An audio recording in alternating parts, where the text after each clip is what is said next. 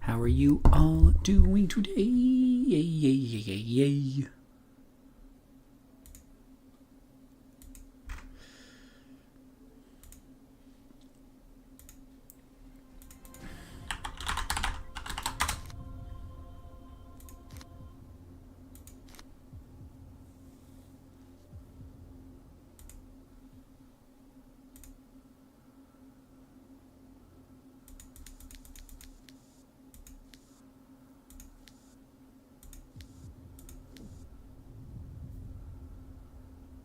Hey, CrossFit, how are you doing today?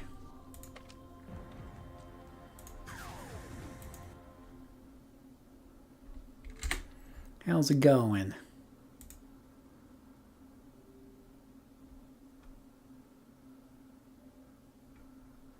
How you doing?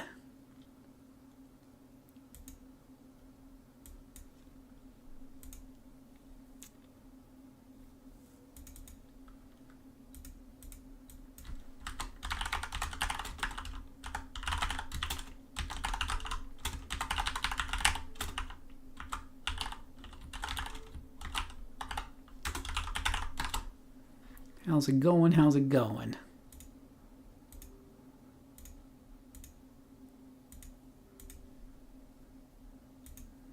How's everybody doing tonight?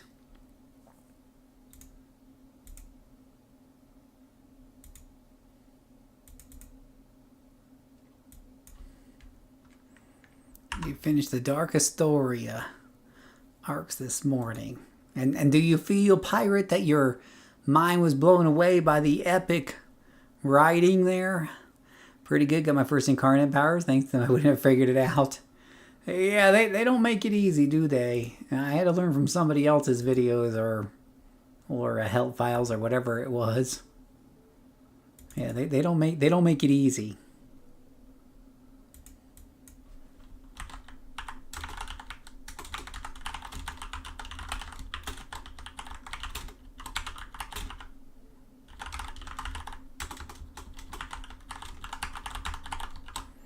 Yeah. Some are some tough fights. Yeah, you're supposed to have your incarnate powers for those. If you don't have your incarnate powers, at least your alpha, you're definitely in for a tougher time with those Dark Astoria missions.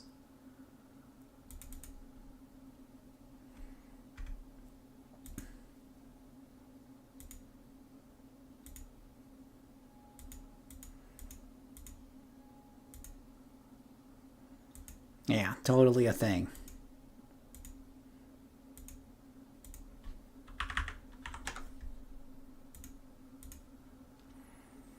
Especially the Dream Doctor arc. Oh, yeah.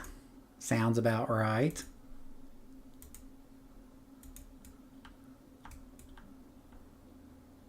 I didn't realize this place looks so tropical over here. Talos is where it looks like I'm in like a tropical land here. All very tropically.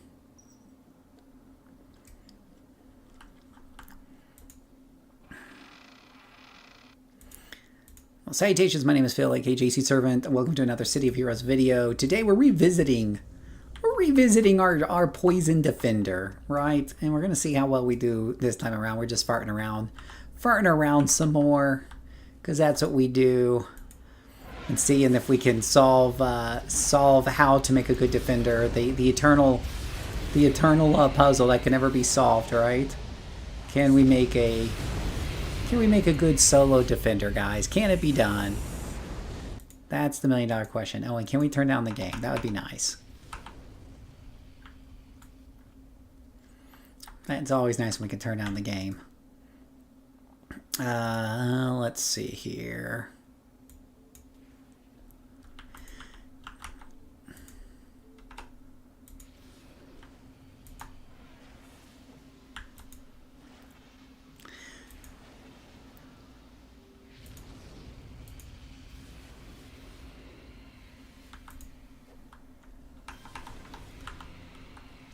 Let's see, 41 with a lot of burning afterwards.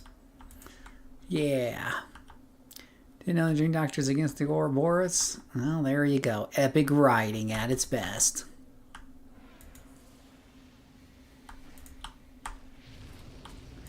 Now, I think my power there missed. And this is something that's very, very concerning for defenders, as I point out before. So, I was just talking with a friend on YouTube comments about this. You know, this thing that's a problem, I think, more for defenders than corruptors. So if you're big, if you have like a to hit power that has to hit in order to remove their to hit, you know, like to nerf them and stuff. If that one misses, thankfully it was the hit, that one hit.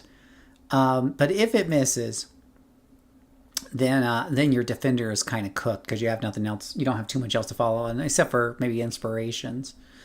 So, because you got to wait for it to come back, and some of these have longer cooldown times than others, so it can definitely be a bit rough.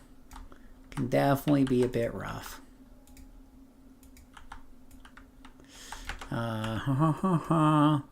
Hey, Tammy, how are you doing today?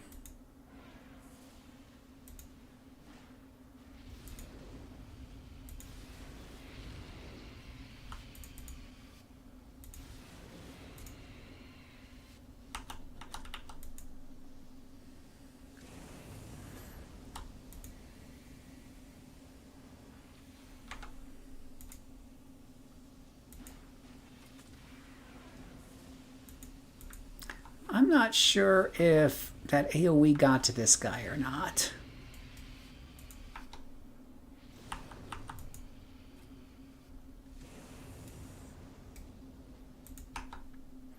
So far, I'm not doing too shabby. I do have him set the -1, so that helps out quite a bit, though. So far, the defender's holding up. I do think I like the time fire defender a little bit more, especially since they can heal themselves, which is always nice.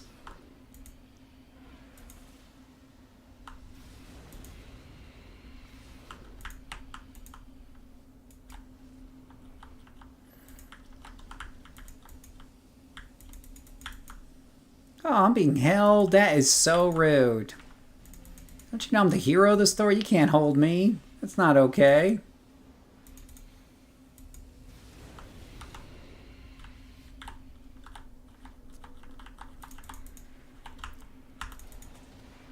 Oh, see, I'm getting my butt kicked now.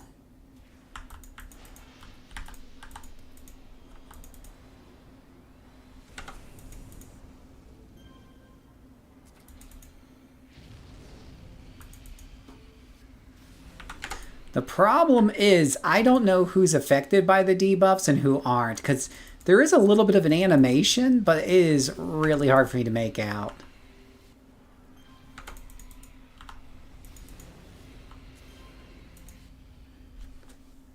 And there we go, another classic defender death. And I'm throwing the debuffs left and right. It is really, really hard to tell which of these is these guys have been hit by the debuff and haven't been hit by the debuff. Not that there's a whole lot I can do about it, because this is one of the little problems that we talk about in this discussion is whether it's a corruptor or a defender. If you're relying very, very heavily on the debuff power of the defender to survive, the problem is what happens when it misses, or what happens when some things are outside that AoE debuff. You know, and that's the tough thing. That's why having like a plus 20% defense is going to beat having a plus 20% minus to hit on an enemy every single time. This is a poison fire defender. And then, of course, one of the weaknesses of poison fire defender is that their heal doesn't work on themselves, right? This heal right here, alkaloid, For whatever, in their grand wisdom in setting up the power set, they decided to make sure it wouldn't work on the actual caster itself. So that's not helping this. It doesn't matter if you play a Corruptor or a Defender. That's never a great decision to not have the self-heal work on you. Or I guess it's not self-heal if it doesn't work on you. It's just a heal.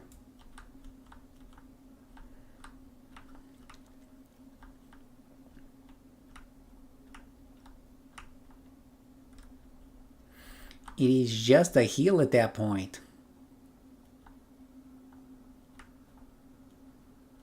So basically, poison relies on the at least until we get a little bit higher level here. We're only at 22.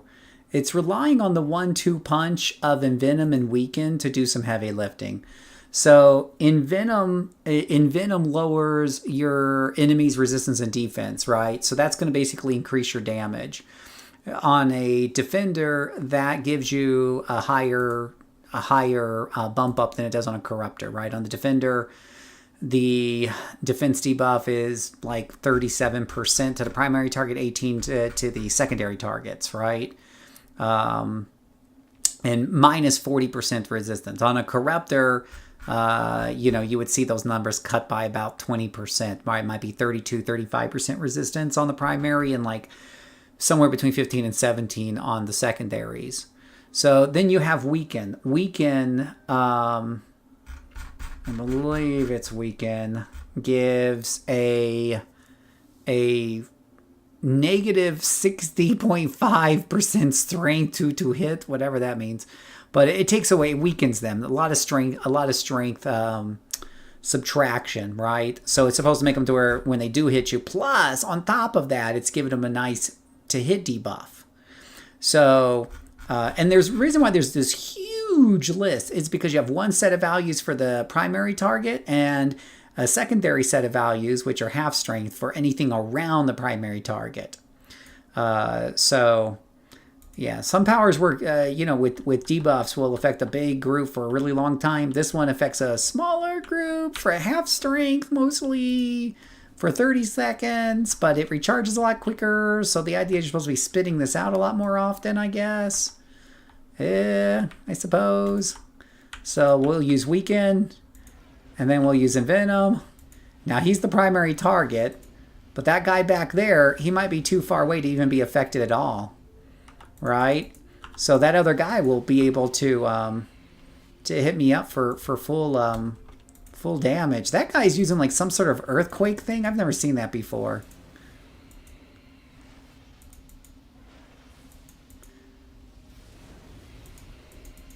Doesn't seem to be hitting me a lot, but I figured it'd be smart to stay off the ground just in case. I'm not sure what Earthquake does, and I don't want to find out the hard way. That's why I play Empath. Oh, the last thing you want to do is solo an Empath. Now, if you're playing in a group, it's great. But Empathy, yeah, it has one heal that will also heal yourself. The big heal it has only hits allies, right? So that's mostly sad. That's a sad face. But a lot of the powers on Empathy, there's a couple powers on Empathy that only work on your allies, and then there's a couple that are basically supposed to be for an entire group in a big AOE that are okay, but it's clear that they were meant to shine in a group. So I think Empathy's not one to play in solo. I really can't recommend that one in solo. I know because I have a level 50 Empathy Defender. I would definitely recommend several other defensive primaries before I would do Empathy. For soloing. In a group, it's very effective, though it is not meta. Because nowadays, what do people want? What do people want nowadays? They want kinetic, so they can go.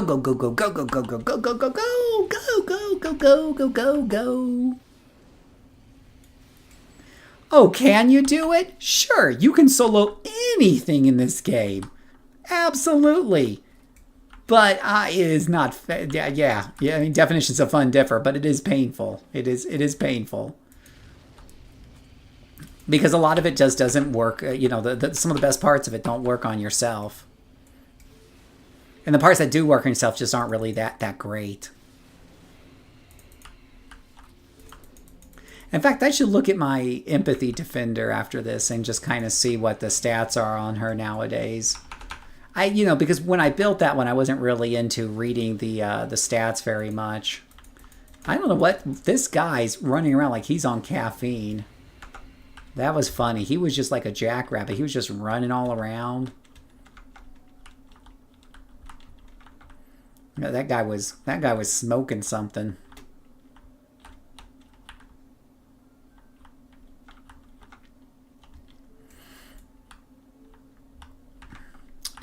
Let's see here. It says defeat the Archmage Doohickey, which now I think about, I think I defeated that Archmage, but the problem is if he had a ghost who was a sidekick and that ghost got away and is running around somewhere in this huge bug cave. Maybe it's counting this guy over there, who knows.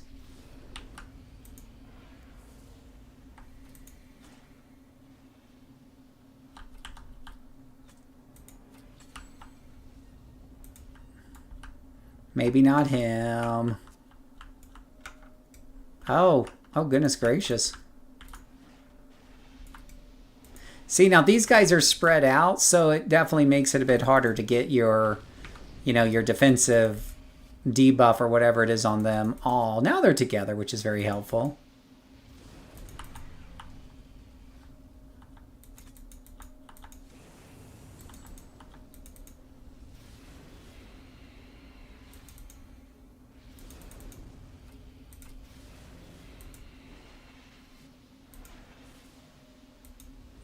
Coat them up in some toxin there.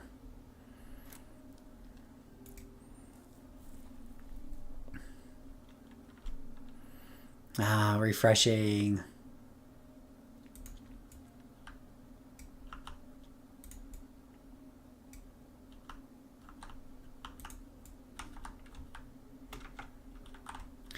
Yeah, I have a number of level 50 characters, and one of them is the Sonic Empathy Defender that I made, or Empathy Sonic, I suppose, would be more accurate.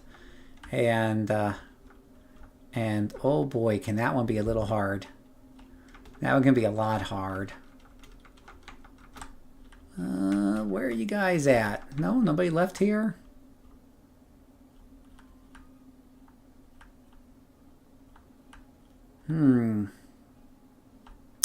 Well, this is the part of the game that I don't like. I don't like finding Where's Waldo. This is what makes you want to play Resident Evil sometimes, since that's just been released.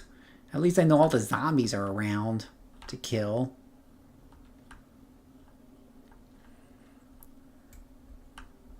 Alright, well, I guess I will put a pin in this for now. We'll come back to more of this character later, because I don't know where the last guy's at. I don't even know how to get, honestly, I'm not even sure I can figure out how to get back out of this.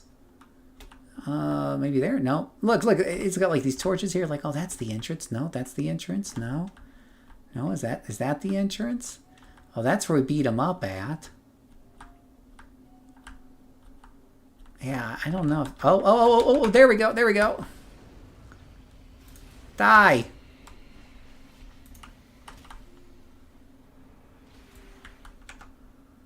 Oh. Well, that's anticlimactic. I thought that was maybe the last one. I thought I saw something fall away here. How do you deal with this if you had, like, super speed? How would you even, like, you have no flight. How would you even deal with this place?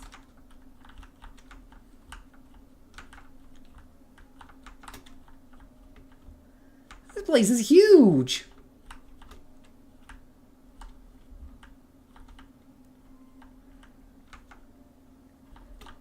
This place is gargantuan.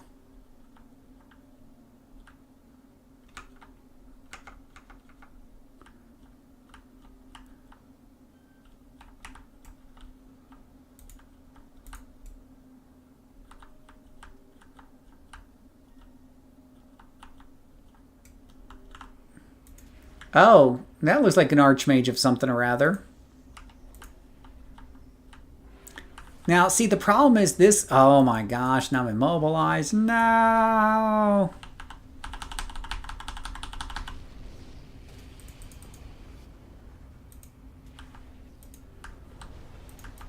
Oh my gosh. Yeah, I don't think my extra defender defenses are helping out a crap ton here. But to be fair, I'm also not getting off a ton of offense either. Because I'm not getting a lot of these buttons off. There we go. Ouch! There we go. That's what we're looking for. That was a little rough, but we got it done, boys. We got it done. A lot of poison. A lot of poison traps. A lot of poison shiz. Right? Could you imagine? Let's take a look at Empathy Defender real quick, because I happen to have one here. After we have a 20-second countdown. Check our cell phones for any messages. No, no messages there. Okay. Yeah. Check out on how everyone's doing in chat. How are you guys doing? Tammy, how are you doing?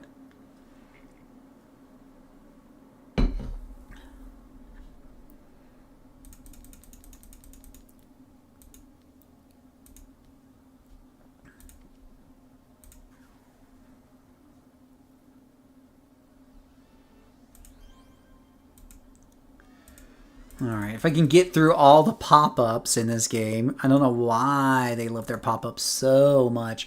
By the way, when your salvage is full, I will tell you what I do, guys. When my salvage is full, go to the Invention tab so you don't accidentally delete something stupid. Go to the Invention tab. And then you know what you do? Anything that's white or yellow, you just hit right-click S, right-click S, right-click S, right-click S. Just make sure you don't do that to any oranges, right? That's the only thing you want to make sure you don't do that to your oranges. Why? Because these whites are so common and these yellows are so common that they literally sell in the auction house for 1,000 or less. Maybe a couple thousand at times, whatevs. And, you know, when you're talking about a game where you have hundreds of millions at level 50, thousands, 100 times 1,000 is 100,000. 100,000 is chump change to me. So deleting 100 of those guys is a lot better than trying to figure out where to put them, how to store them. Okay, I digress. Yeah, the extra vault option. What is the extra vault option? All right, so while you're looking at that, let's take a look at the powers here, and let's take a look through these different powers, right? So for Defender, and we're talking like looking at this from a soloist perspective, you have Healing Aura, which is your group heal, right? And this is something that is on a very short cooldown, so you can spam this. So if you are soloing with a heal, the good news is as long as you're not taking damage so fast that you can't heal through it, you're probably going to be okay there. Heal Other is your big boy heal. Okay, that's twice the amount of healing. It's on a bit of a longer cooldown. That's what I would use to heal the tank when they were really in trouble. You can't use it on yourself, okay? And whatnot. Absorb Pain is a really, really nice ability. And I'm pretty sure you cannot use it on yourself. It increases the regeneration rate. It's something I would slap onto somebody. In fact, I think I could slap it onto the whole team. Let me see here. Absorb Pain. Adrenaline boost, fortitude, clear mind, absorb pain. Can I put it on myself? No. No, you can't put it on yourself. It's an ally strong heal. And let's see here. Oh, it does take away some of your own hit points. That's why you probably can't do it on yourself as well. But it was good for a big boy heal. Okay, not the biggest loss that you don't have that. Resurrect only works on other people. Can't resurrect yourself. Clear mind only works on other people. Great for dealing with mezzes. Doesn't work on yourself. Fortitude. So now we finally get to something that's a team-wide thing and can help work on yourself. What it does is, what does this do? It gives everyone an extra chance to hit. So extra accuracy, which honestly, extra accuracy in this game, everyone's got a bazillion accuracy anyway. I don't really worry too much about extra accuracy. But the plus 30% strength on all damage is going to make people go, yay! and whatever have you. So that's always welcome. That's plus 31% of base, so it's like quaffing a red, like an enrage, and keeping it on all the time and whatnot. And let's see, and plus 21 to defense. Let me just check my defenses real quick. So we take a look at defenses. Let's see. I sell it on the auction house. Yeah, you could sell it on the auction house real quick. Click on your salvage and then click on the vault. Wait. Bring up your salvage and click on the vault text in the top left of that window. Vault reserve. Oh, for the 100 invention storage? Okay. If it's only 100, I don't think it's still worth worrying about. But yeah, if you ever run out of space for all your oranges, then honestly, I just sell my oranges too. I really don't even worry about oranges, I suppose. I just think it's honestly, it's like, to me, to put this in the context, the whites and the yellows are like little pennies and nickels. Some people like to hoard all of them up, but I don't. And I remember I had a piggy bank that we collected pennies and nickels and dimes and even quarters my entire childhood. And we filled up that piggy bank. And finally one day we broke it open and we added it all up and it came to like $93. Our whole life for $93. Yeah, no, it's just, yeah. I would, yeah, especially nowadays, $93. Woof. All right, so let's take a look at Fortitude. So if I take a look at my defense on this character, we have 12% range defense, melee defense, and whatever have you. Where's my Fortitude at? Fortitude. Oh, is this only ally only? It is only ally only. Great. So Fortitude cannot be used on yourself. Oh my goodness gracious. What else? What other bad news do we have in empathy? Right? Like this would be nice. This would make you more tankier as an empath, right? Because in a lot of powers, for a lot of power sets give you the ability to lower an enemy's to hit. That is similar, though not as good as raising your own defense. Empathy comes along and says, I'm actually going to give you more defense. I'm going to give you 15 to 20% more defense.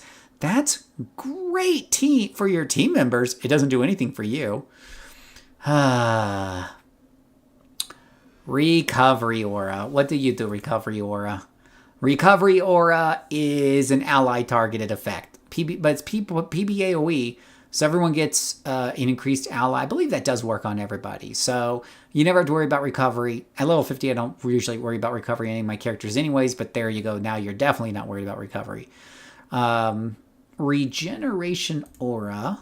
Recovery. Regeneration Aura. Regeneration Aura. Where are you at, buddy? Recovery Aura and Regeneration Aura do work on you. So that is nice. When we take a look at regeneration rate now on my character, we're up to 5% a second. 5% of my health a second. Boy, that is really good. People should want more empathy people on their team, I swear. That's really good.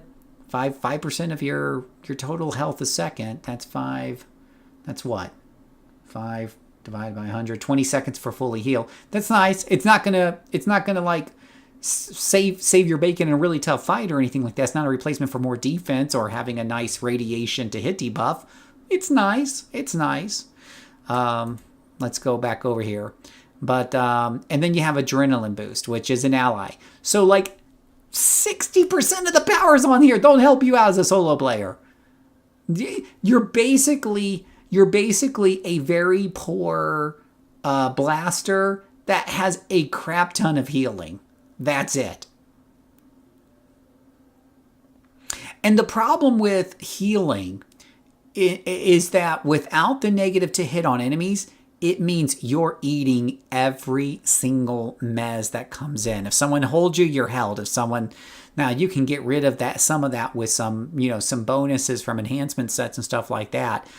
But heaven help you if you're trying to level up with this before you get set bonuses to help you out with some of the mez conditions, because you will be eating every single one of them. You'll be having a buffet table of being slept, held, immobilized, you name it, you got it, because you've got no protection, and you've got no way to keep them from missing you. Yeah. But yeah, on your mastermind for your pets, oh yeah, look at all this great stuff. Now, on a mastermind, the effect is going to be lessened, but you've got like 6 pets who are going to benefit from it, so who cares? This is great for your pets. This is great for your pets. And the nice thing about empathy is that a lot of these buffs are like 2 minutes long, give or take. They're big, long buffs, so you can focus on just basically healing and telling your pets what to do. Absolutely. Absolutely. Yeah. Yeah. No, you're right. It's always options, Cyber. You're absolutely right. But that's kind of a look at this. I would not recommend Empathy to solo to save my life because there are so many other power sets, whether you want to solo a Defender or a Corruptor. I mean, look at this character, man. She's a really pretty character. I really like this character a lot. I like the character design a lot. I really, really do. I would solo and do more videos with her if it wasn't so painful. And mind you, she's got set bonuses, so she's got better defense than most leveling up characters that I play. But it's just tough. It's tough. It's tough. I tell you, it's tough. She's even got like, oh, what is this? What is this? She's got this incarnate power, which gives you a nice boost for 2 minutes. What's the cooldown on this? Oh, the recharge time is for 2 minutes. Gives you what is it? Some little extra this and this. Oh, doesn't tell me how long it lasts. Just stays on. Whatever. The point is she has incarnate power, so yeah. But yeah. Kind of a tough to solo with this character. I mean, you can play it +0/+0, no problem. But, if you do like ×3 or something like that, sometimes it can be difficult. The Sonic powers reduces their resistances, but only for short amounts of time. And that can help you do more damage. As a defender, you're always lacking in damage, so that's helpful for the defender. But sadly, yeah, I don't get to play this character a whole lot. What I need to do is, I love this outfit, so I'm going to recreate this character, maybe her twin sister, as some sort of Sonic Corruptor. Or Defender. Maybe a Defender with like a different power set. I just don't know what. Pain? Isn't Pain's probably a lot of ally as well. But let me know what you think in the comments below for those of you watching this video. Our little Defender sidetrack we did today. More videos in the future. Thank you so much for watching. Until next time, may God bless you. And that's the end of that video. Haha. And whatever have you. Stock with Accolades? Accolades is not going to change much here, Yuki. It gives you a little bit of extra health and a little bit of extra endurance. Like 10% here, maybe 5% there. Okay, you're going to watch me. Okay, let me just hold on. No, don't quit. Quit the quit screen. Let's go do a mission. Let's just go do a mission. We got a mission right here on Peregrine Island. Let's go have some fun. Now, this is set to +0 ×3. Most of my level 50 characters are doing significantly more than that. But let's just see if we can handle... Let's just see if our defender can handle that. I don't think +10 or +20% health is a big deal. I'll put it to you this way, and I've said this 100 million times. I say this in my D&D games. Hit points is a very poor form of defense. Hit points is a very poor form of defense. So, if let's say you have 1,000 health, if you go from 0 defenses to, let's say, 25% defenses, against same level mobs, you double that health. Effectively, you double that health. It's like it's called effective hit points, right? Because only half as many enemies are hitting you as normal. So the problem with a character that has low defenses, like an Empathy Defender, no defenses on Empathy Defender without set bonuses, and epic power pool. So as you're leveling one up, the problem is an extra 10 or 20% hit points is only 10 or 20% hit points. I'm not saying don't do it at all. Get whatever help you can get because you're going to need it. But it's not like, oh, now I can go and take on ×4. Yeah, no. No. I wish. Yeah. It is a team power turn. It is absolutely, or mastermind. Like with a mastermind, you have your own team. You absolutely have your own team. But this is empathy, whether you're playing it on a Corruptor or a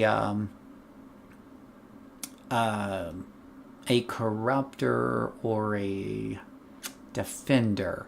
It's just really, really, really, really tough. This would be significantly better if they would allow the buffs that you can use on other people to use them on yourself. And I don't know why they don't, right? Because a lot of the other a lot of the other defender power sets can benefit you directly and or be used on yourself directly, right? Like kinetics, most of the kinetic buffs can be used on yourself, right? Absolutely. Now, this character has fire shield, so she does have defenses, right? Look at that. She's got 50% lethal, 54%. She's got 54 smashing and lethal and some fire resistance. I built her to be able to handle at least a little bit of damage on the fire farms here, so and whatnot.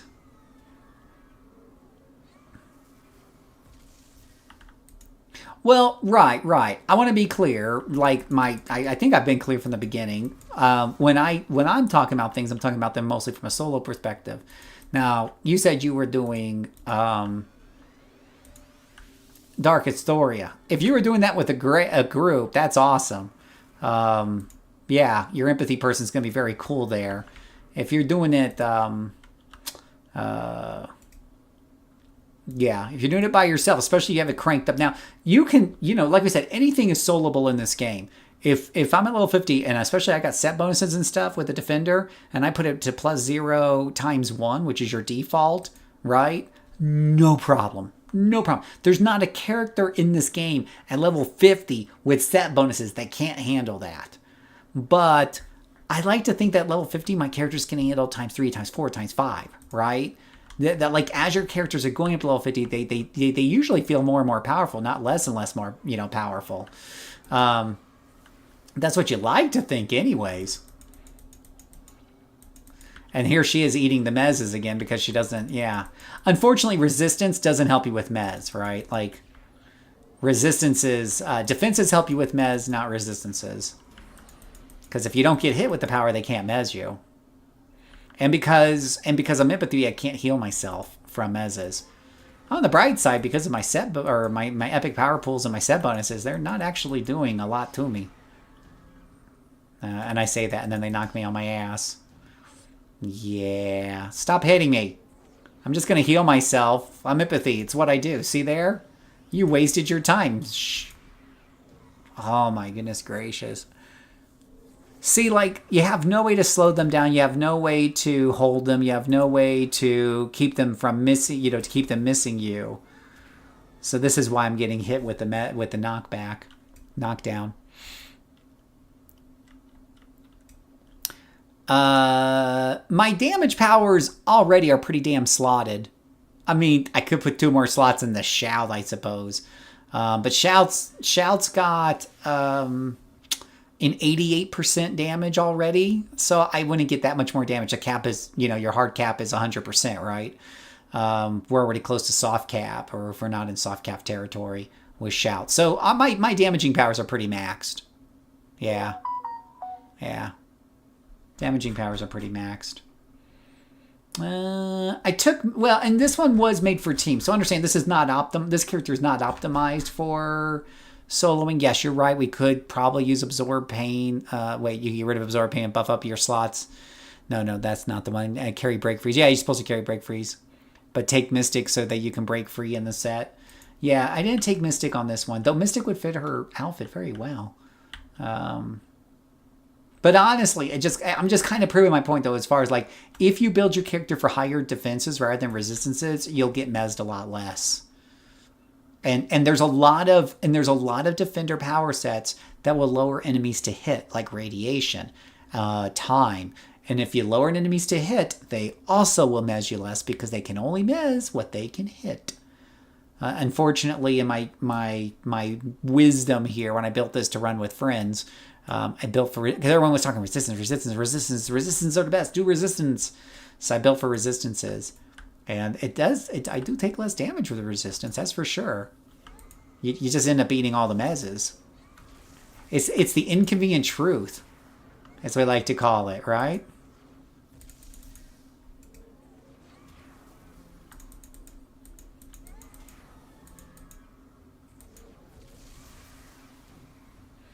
You know what? We're gonna dreadful well all these guys. Yeah, take that, you SOBs. Scream your heads off. What does this button do? This looks awesome. How about this? Yeah. Yeah, you just got critical chord. That bloodsuckers. Rad defenders are awesome. Yeah, I do believe that. Like, radiation is a very powerful set. It's very meta. We see that with Fallout Queen, on the corruptor side. So, that's going to do some more heavy lifting on the defender side. Yeah. Oh, and then what they have done with Storm Assault right now. Oh my gosh, it's incredible. It's just insane.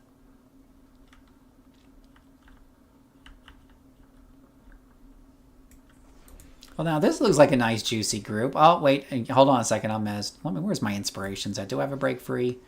I have a lot of big inspirations here. Look at that big shield. I don't know what that big shield is, but I should probably use that.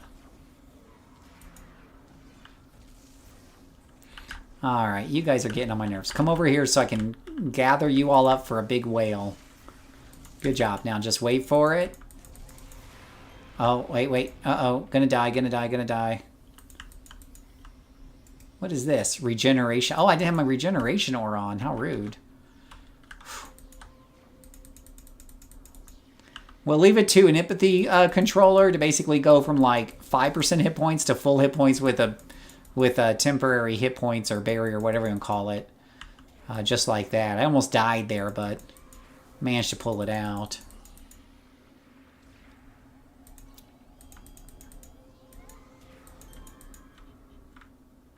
You have been very naughty. You are not getting a Christmas present. Haha.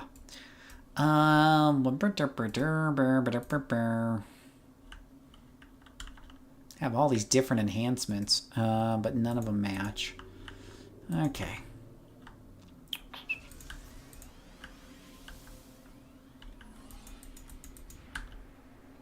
Yeah, the mezzes are really kind of getting irritating there. I don't know if I want to go out and buy a whole bunch of break frees. I've got one left, and I probably would want to save it for a real rainy day.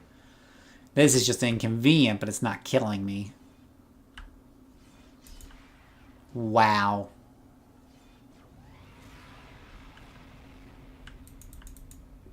Consider doing a high defense build instead of resistance, boys and girls, if you're going to be eating a lot of mezzes. Just saying.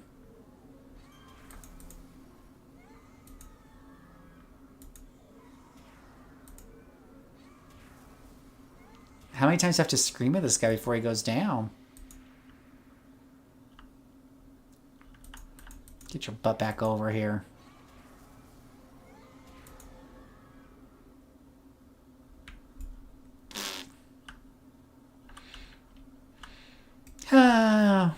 Yeah, I don't know. Alright, I'm going to put her back in Ouroboros for now. Hey, at least she survived pretty good. It was a little touch and go during that one big... Oh, wait a minute. There's some higher level guys up here. Do I got set to 0. Is it just the 3 here? Is it just the 3? Ooh. We have these other big epic powers I haven't really been using. What do these do? POB, regeneration, recovery. Ooh, that looks fancy. Don't suppose that protects me from res. Nope, I'm asleep again.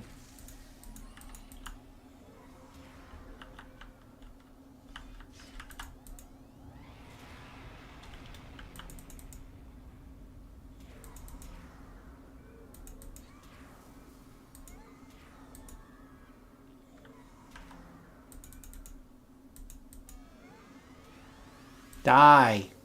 It takes so many hits to get to the center of the Tootsie Pop.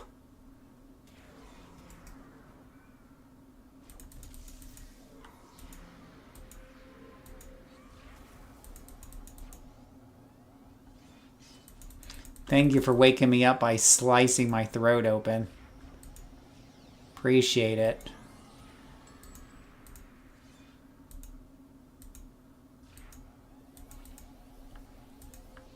It's like watching paint dry. The immovable object meets the unstoppable force.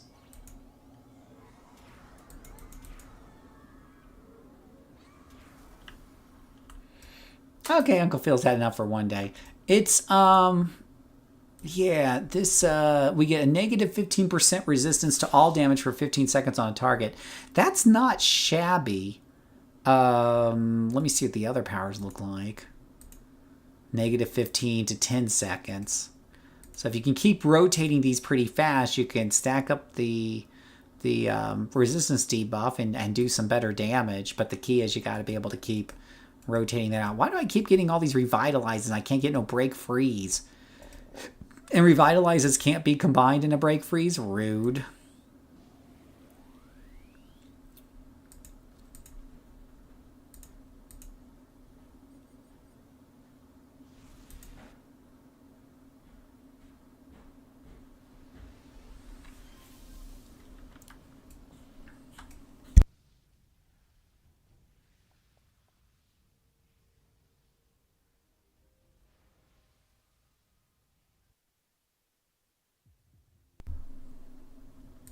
What we have is the evil version of that character right here. Sonic Attack with Dark Miasma gives you Nyx's Echo.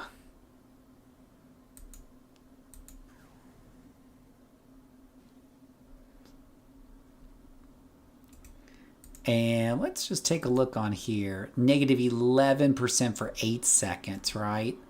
So you're getting less damage stacking, definitely, with a Corruptor. It's, you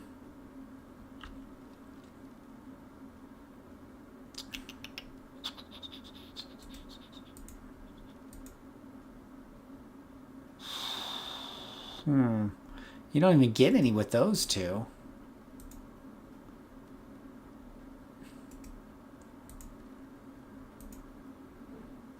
Well, that one's 10 seconds. Yeah, but like 11 resistance there. Now, so Darkest Night here, you're going to see on that one there, you're going to get negative 17% to hit on target, which is similar to having a 17% defense. This already makes it harder for enemies to hit you, harder to land mezzes, works better. You know, this is going to be a better number on the defender, of course. And if they do hit, it's going to do less damage. So Darkest Night already a huge step up from that empathy approach. If it's Sonic Attack and Pain Domination, there you literally evil empathy. You know, let me take a look at Pain real quick.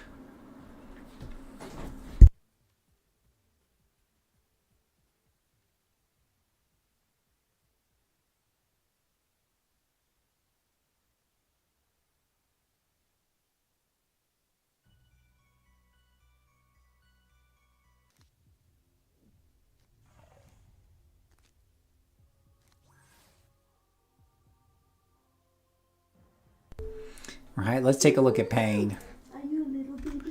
Haven't looked at Pain in a while. Nullify Pain will heal everybody for some hit points. It's not as potent as Soothe, but can heal multiple targets at once. Soothe is an ally. So far, this is exactly looking like Empathy, at least in flavor. I haven't looked at the numbers. Yeah, it looks roughly in the ballpark. Share Pain. Well, that's like Empathy as well, right? Let me see here. No, Soothe is Share Pain. So they've got 3 heals instead of 2. Then you have Conduit of Pain, Revolve a Fallen Island, blah, blah, blah, blah, blah. Okay, so it's like at the Resurrect, but with extra carriers. I don't care about that. Enforced Morale, frees an ally from sleep, immobilization. Again, very similar to Empathy. Soothing Aura. While this power is active, all nearby allies will be healed by Soothing Aura every couple of seconds for a small portion of their health. 44 every couple of seconds for a cost. Kind of like the Regeneration Aura, right? That Regeneration Aura would probably be better than this, honestly. I could be wrong. I'd have to see the math. But it depends on what it means by every few seconds. But let's just say they're comparable. Okay. Then we have World of Pain. When this power is activated, the user and all nearby teamers will gain a moderate damage resistance and to hit bonus. Additionally, those affected by power will also be protected from Placate. Now, that's interesting. So now this actually does affect the caster, right? So you're getting this for 4 minutes. It lasts for a minute and a half. You'll be able to obviously get that down with hasten or whatever, but plus 10% to hit, blah, who cares? 11% resistance to all damage, decent-ish, and 16% strength to all damage. I think like the empathy one sounded better. I could be wrong. I had to double check it, but sounds like the empathy one would be a little bit better. But this one's a big AoE aura effect, so and it affects you, so that's nice. Anguishing Cry, you cause a great deal, reducing the resistance to damage. So this affects all your foes. Again, very, very nice. Because this is going to hit your foes. And let's see, and increases all of y'all's damages and your chances to hit again. This is why I don't think much of the extra to hit earlier. Because this is going to do all that heavy lifting for you. So that's pretty good. And then you have Painbringer, which, what does this say? You transform an ally, so it won't work on you. Imbued with power, with incredible health regeneration, endurance, and improved damage potential for a short while. Yeah. I mean, there's some things that I think make this better than empathy for soloing, but ultimately, I wouldn't want to use it.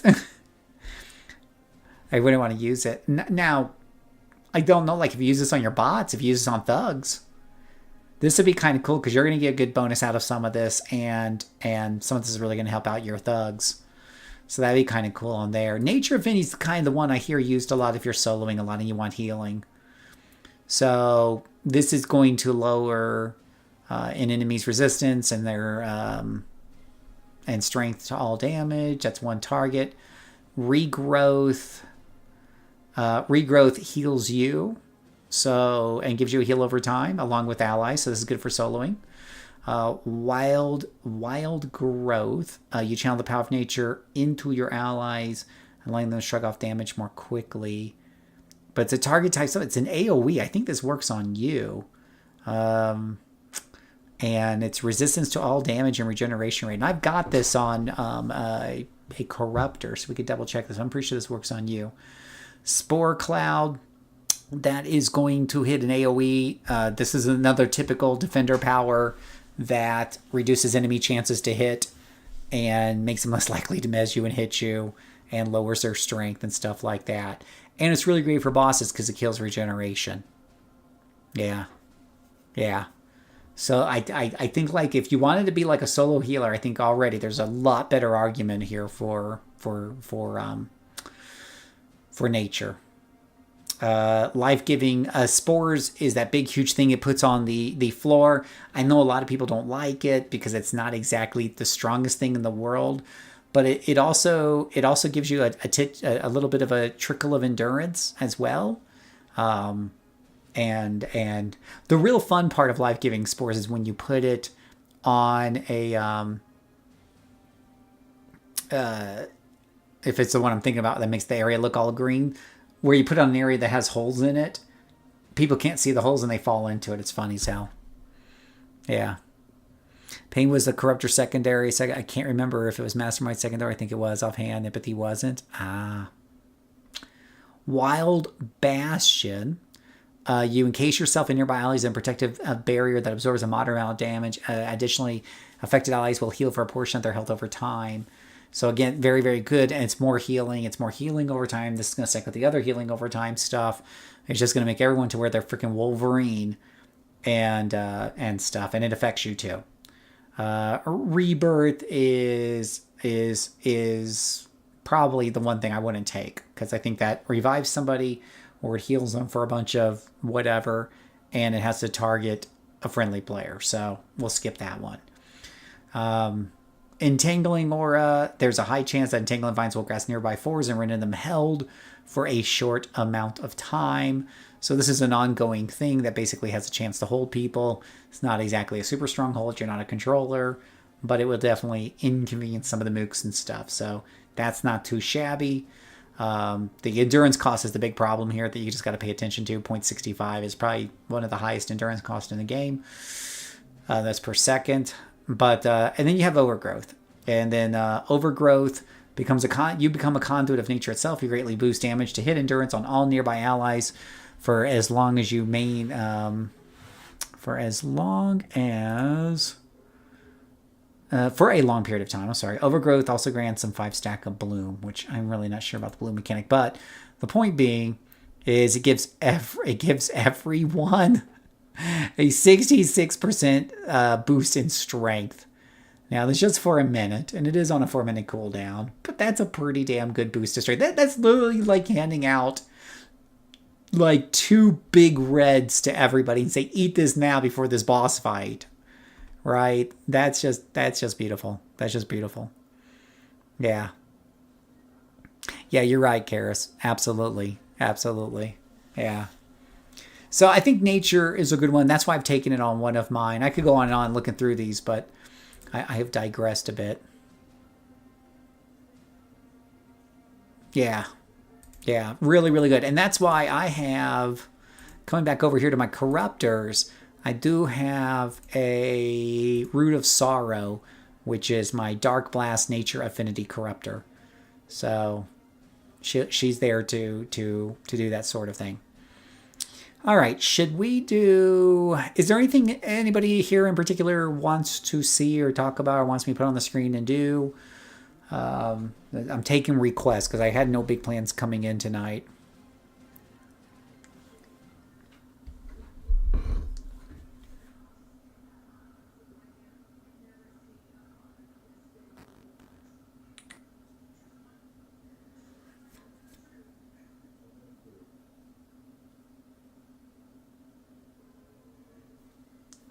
Okay, I thought I had an important message there. It's been a rough day.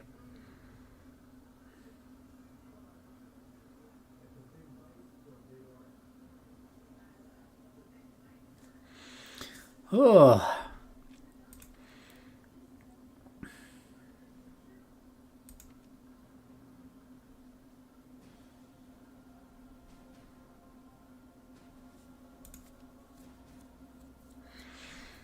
Everyone's real quiet. No one has any request. Okay. Got it. No request. What do we want to do? Could do how to solo corruptor video.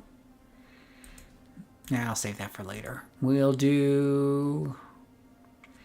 Oh, more Witchfire.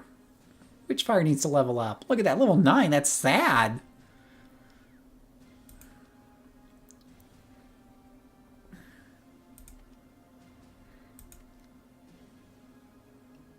Just have a nice discussion. Oh, I don't know. You guys gotta get me something to talk about, I guess. We haven't talked about Flicker Fuse now. I remember Flicker Fuse. We had a lot of fun with Flicker Fuse back in the day. Flicker Fuse, Flicker Fuse. Because there's white Flicker Fuse and there's red Flicker Fuse, right? But we made a blue, like a blue gas Flicker Fuse just because we could.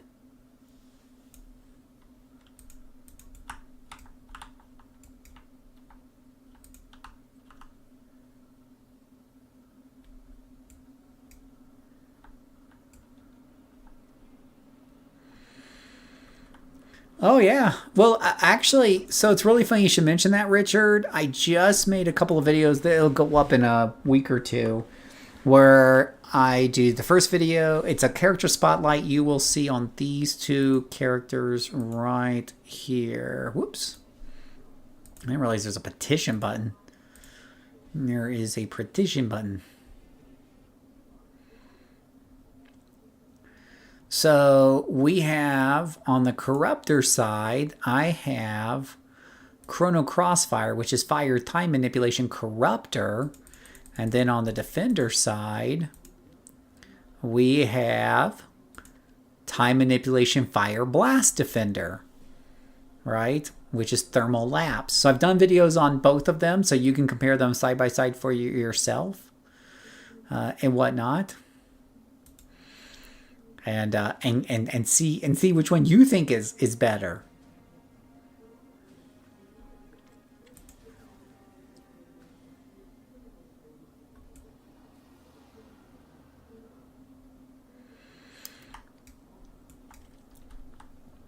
My first level 50 was a fire blaster, a total endurance hog. Fire. Yeah, fire is always kind of a good go-to for just like, hey, when it absolutely positively has to be destroyed overnight, you go fire, right? Let me see my quest log here. Let's do a quest. I look forward to seeing that Corruptor is better. Okay, now you're going to make me show you the Defender one. I wonder if I should do a story arc. This character probably hasn't completed a whole lot of story arcs, as you can imagine. Has she completed any? Yeah, Fault Line times 1, which was really painful when I did it.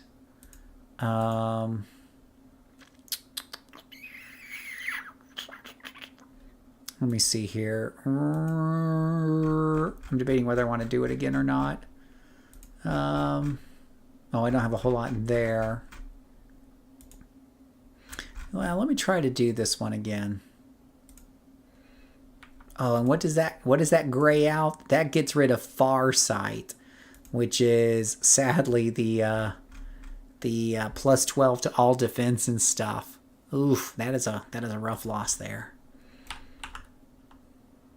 Wonder if I could respec back into that. When do you get Farsight normally? Jeez. I don't remember what level you get Farsight at.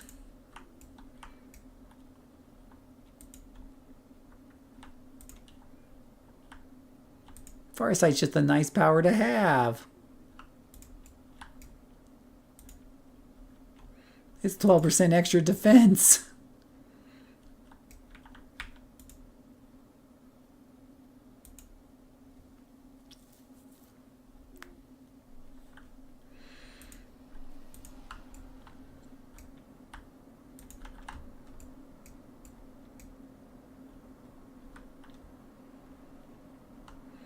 It's 18 for Defender. The Sun must have taken it late. For who knows what gosh darn unknown reason. Mistakes were made, Richard. Mistakes were made.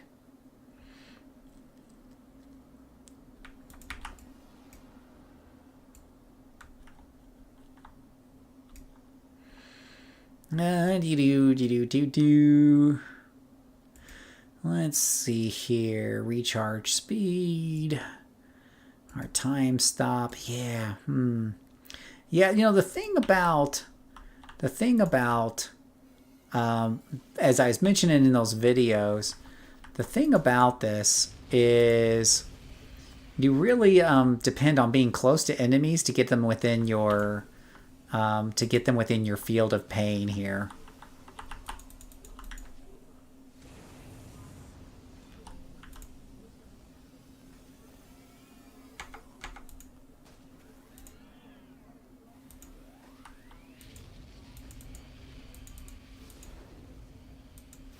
I really do like when they're really trying to reach me at like 2.5 miles an hour, though. It's like, you'll get to me one day. Yeah, one day you'll get to me. But here's where the endurance comes and kicks me in the butt, sadly. Come on, die from the DOT. Nope.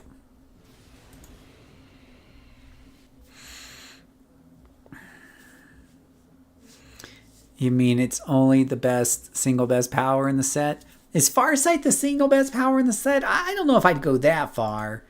Times Juncture is giving them a negative 15% to hit, and a negative 25% chance to all damage. So let's see here. Farsight is a 25% defense, 12% defense. So I would still take Times Junction over it, though. You know, it's close. It's close. I do like Farsight a lot.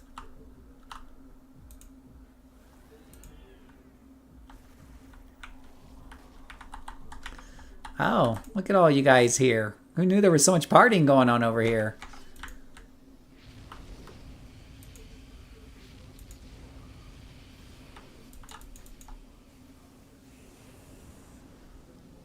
If I knew there was so much fun going over here, I would have joined earlier.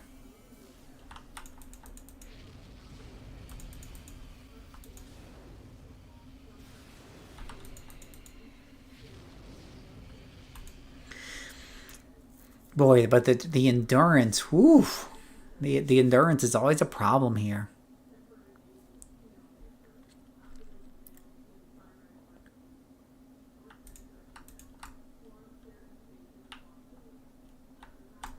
Oh, geez, oh, Pete. Would you like to run into a couple of enemies? Good.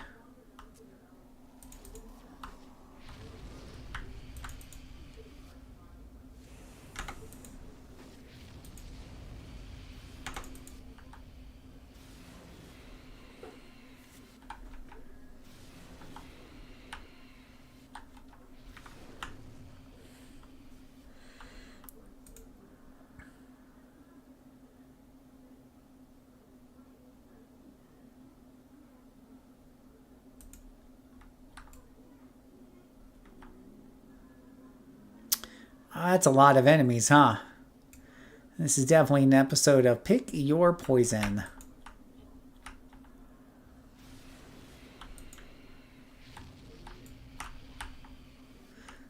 Ouch. Now, the weakness of this whole thing is, in fact, ranged attacks.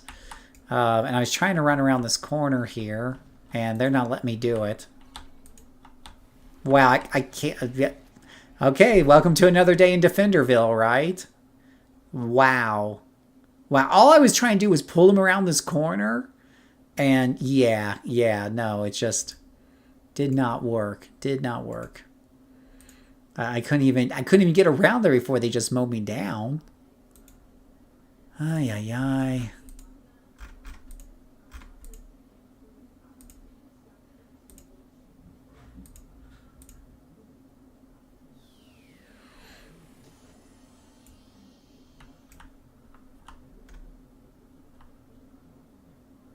I don't want to rush in there and fight them in there, not with all these different groups and everything running about.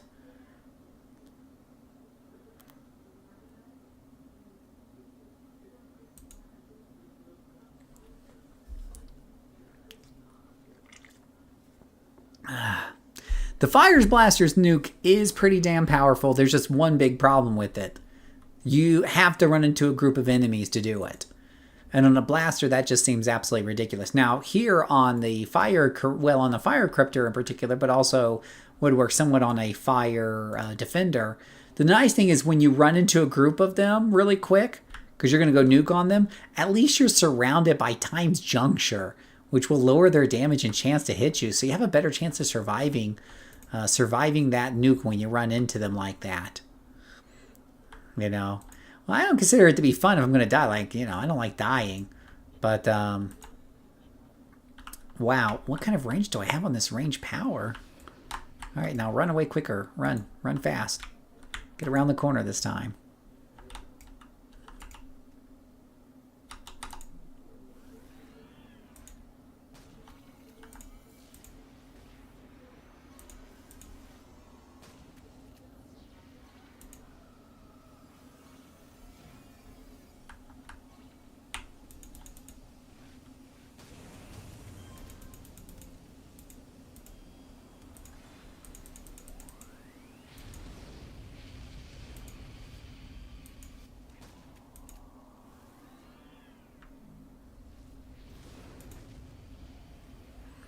The way this character just eats through endurance is just insane. Oh, I know. I need to get stamina doodads in here.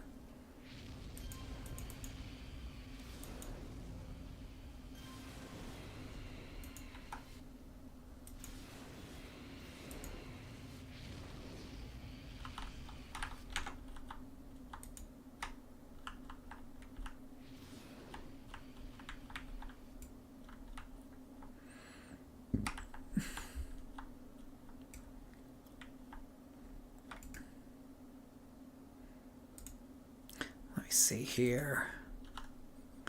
So, funny story actually was Pocket D's locked on this character. Is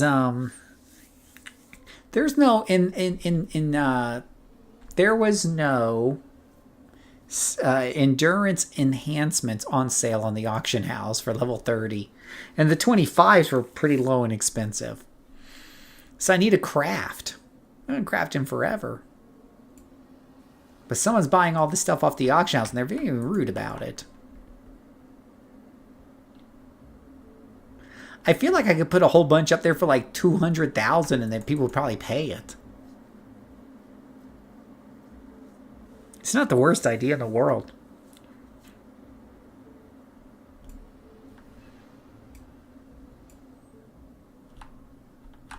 Some people really don't want to take the time to craft, so...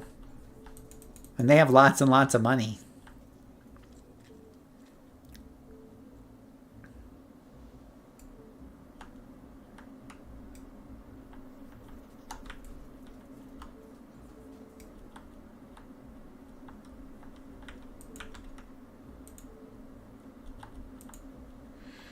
All right, let's see what's involved in making some level 30 endurance modifications. Let's see here. So this is why another reason I say don't really store your... I don't craft your doodads. I don't craft very often. When I do, all I do is I just go to the auction house. Anything that I need, I just buy whatever I need and buy a whole bunch of them. Whoops. Ah! I can't type. 555 for 7. Make offer, and they get bought. Okay, so I need some inert gases. I need stabilized mutant gene. If I can spell stabilized mutant gene, and I need like 6 of those. This is like shopping on Amazon, that's all. And then the last thing I need is some demonic blood samples. And we just buy a whole bunch of those. And we need like a bunch. I'm going to buy a whole bunch of these darn things because I'm going to like sell these things on the auction house, I swear. Okay. And then just pick them up. All right. And then buy a whole bunch of the recipes. Like 10 of them. Oh, I'm actually running out of money on this character.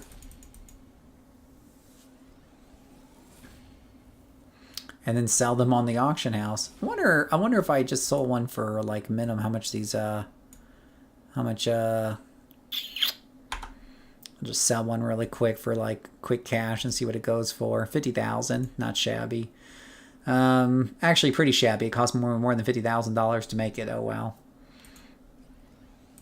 So I'm just gonna list a whole bunch here for like triple what it costs to make, and then I'll keep the rest.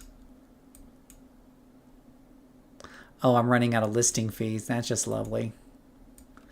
I need to get this character some money. Or make some money with some... I'm sure she has a few merit badges.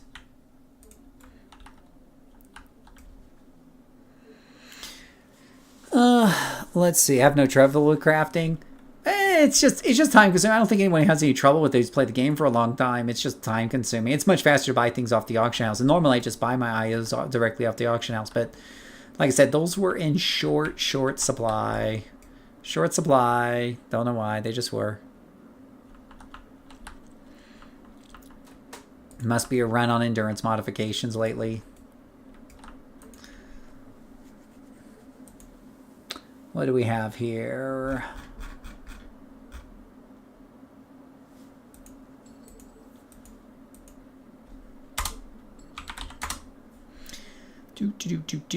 Salvage. Now, personally, good grief. I personally am not the biggest fan of all this stuff right here.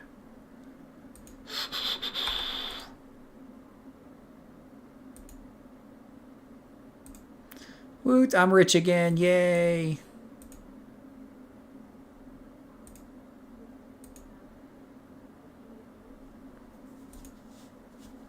Alright, now I can sell the rest of my doodads. The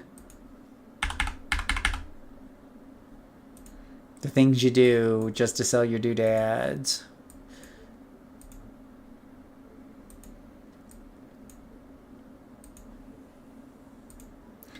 think actually I can slip that one into this guy here. That'll help a little bit with the endurance issue. Not by much, but it'll help a little bit. But yeah, a pyrotechnic controller with time as a secondary could be interesting.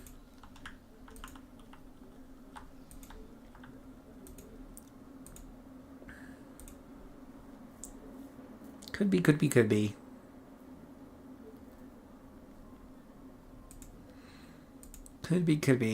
We do have a few controllers now that we know the secret to soloing controllers. Flicker fuse, it's fire kinetics, right? Because nothing says death and destruction like a whole bunch of kinetic up little demons, right?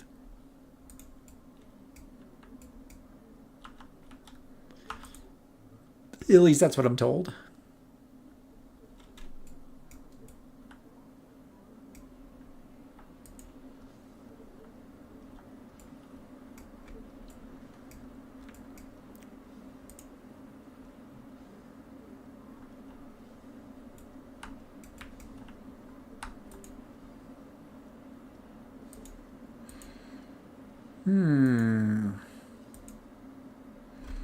We need some more money so I can buy a long-range so I can buy a mission teleporter. Yeah, pyrokinetics, the idea is that when you look at your powers and you get fire imps here at the very top, you basically kinetics the hell out of them and watch them go crazy on people. That's the selling point.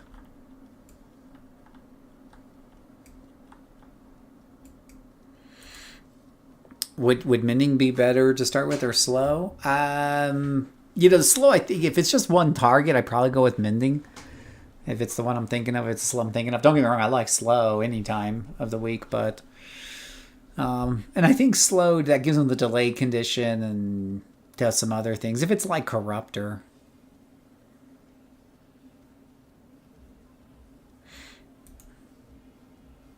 Oh yeah, look at that. She has some enhancement doodads.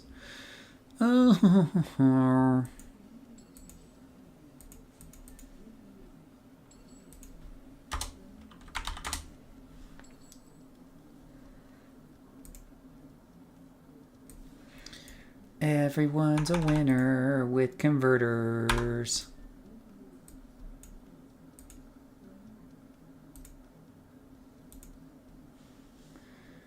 Get all the money. Oh, she sold 2 enhancement boosters for $1 million each. I didn't realize I had that sitting out there. Now, see, sold off some of her stuff from her merit stuff. Now she's a lot richer and can afford that mission teleporter she's been eyeballing.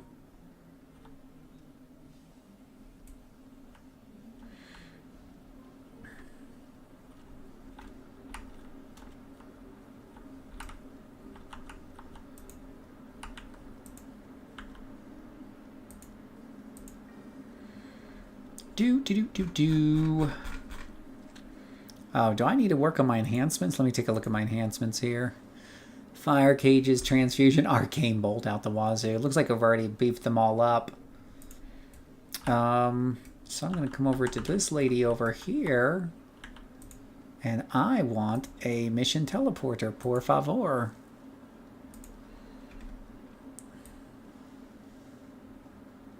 We got reveal. I need mission teleporter.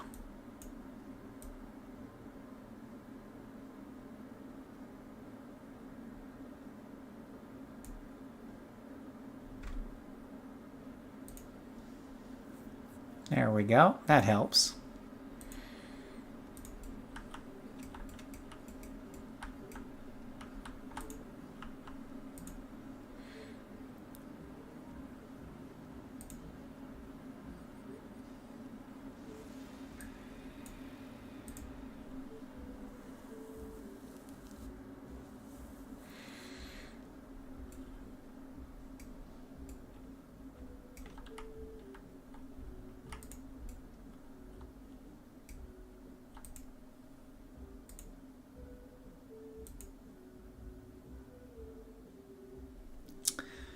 Oh, did the Vanzilla pollutant pot with this one? That was nice. I have not done Flux the Outcast, though. We do love our Flux the Outcast.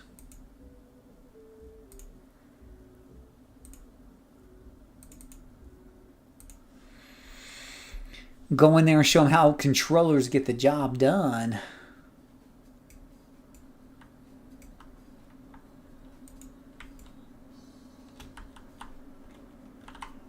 Little tiny controllers, little tiny fairy wings. Whoa.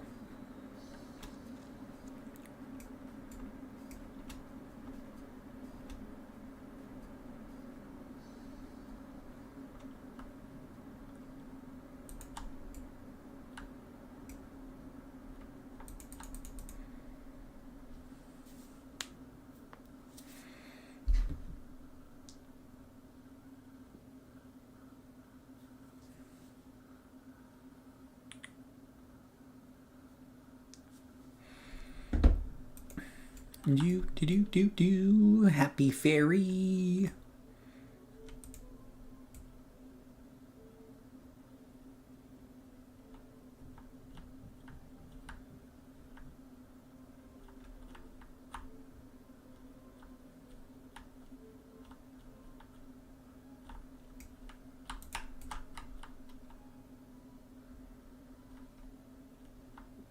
Don't you wish all missions just kind of showed you right from the get-go where to go?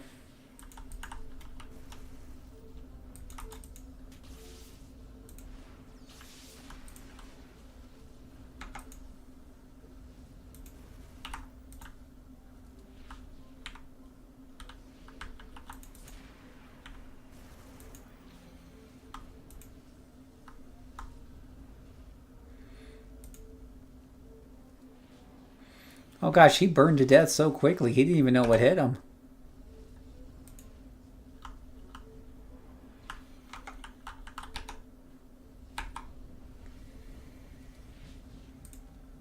They just burned in the fire. They just all crispy fried.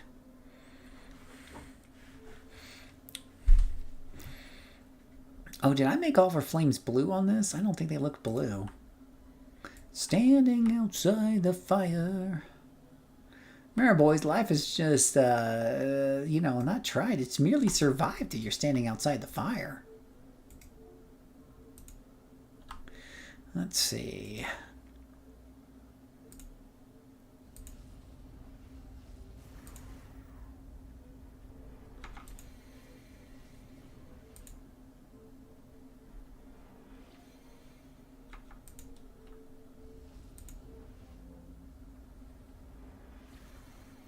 Oh, they really do like that. Oh, we do have blue flames there. That works. Where are you going, buddy? Oh, you wanted to get choked in the flames. Well, that's good. Let's see. Got to log off for a bit. Take care. If I always wanted a pointer to follow, I play Skyrim. I don't mind having Exploring City has lots of objectives is super well hidden. I don't like statements like that because like I don't think you need to just there's 800 games out there that have pointers other than Skyrim, right? So I don't think it's like, well, I play games, I don't play Skyrim, but that's just me. But I like having pointers. I like having because some of these things are really damn hard to find. And I don't like playing Where's Waldo because I play this game to beat the shit out of stuff. I guess one way I could put this is if I wanted to play a game where I try to find things, I would play Where's Waldo. Right? I wouldn't play City of Heroes. I go play Where's Waldo because I hate searching for shit. Hey, Spleeble, how are you doing today? Oh, I got you to download and play it. Well, there you go. You think they were paying me commission the way I try to talk people into playing this game. But they don't.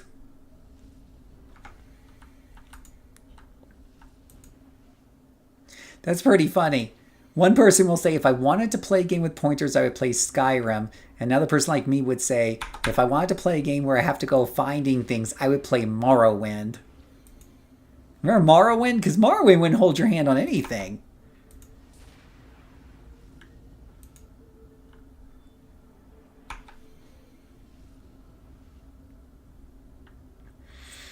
Morrowind would say screw you and the horse you rode in on.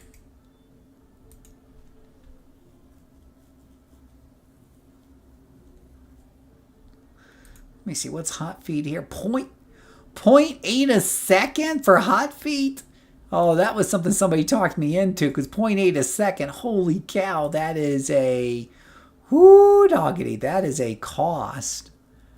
0.8 a second, holy bullshitake mushrooms, 0.8 a second. Holy cow. Ooh, that is a lot. Oh, 0.8 a second. Holy Hosanna.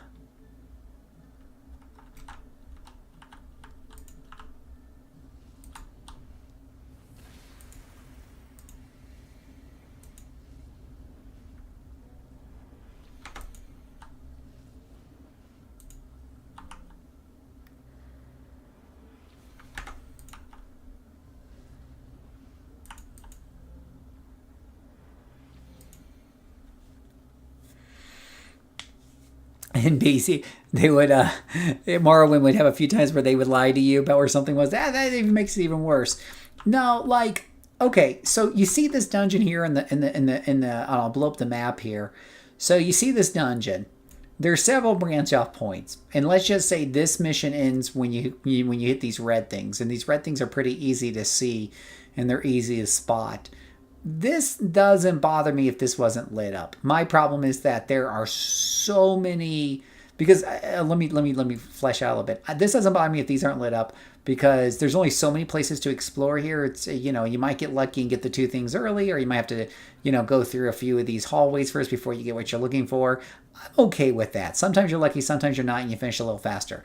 What bugs me is the missions out there, which are the majority of them, that it is hard to find the objectives, and you really do have to search, and it's really irritating, and it's definitely a turnoff for me about the game. It is definitely in the negative column, because I don't play these games to search around and look over these environments over and over again, trying to find the trying to find the glowy or whatever it is.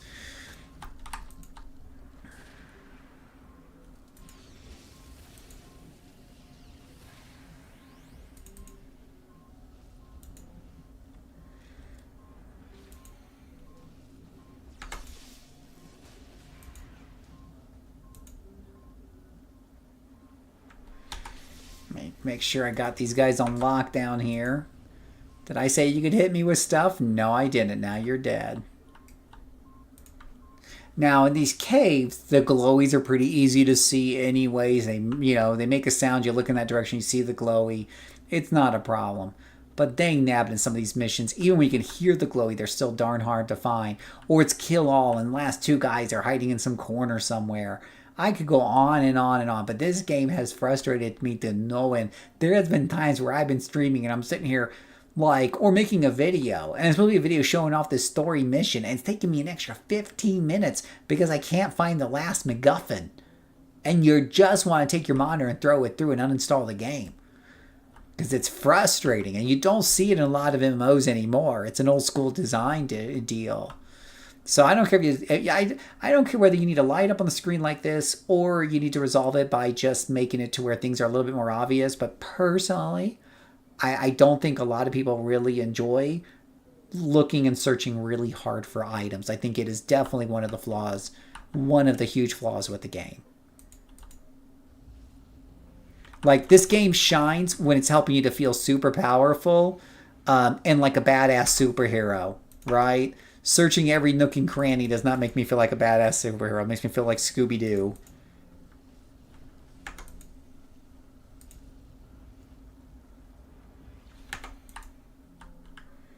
My life is too short to play those games that don't show me where to, and I've had that happen in RPGs before too, where it's like, where the NPC's like, or I'm sorry, I'm trying to work through a mansion. I can't open up this door because I didn't find the key.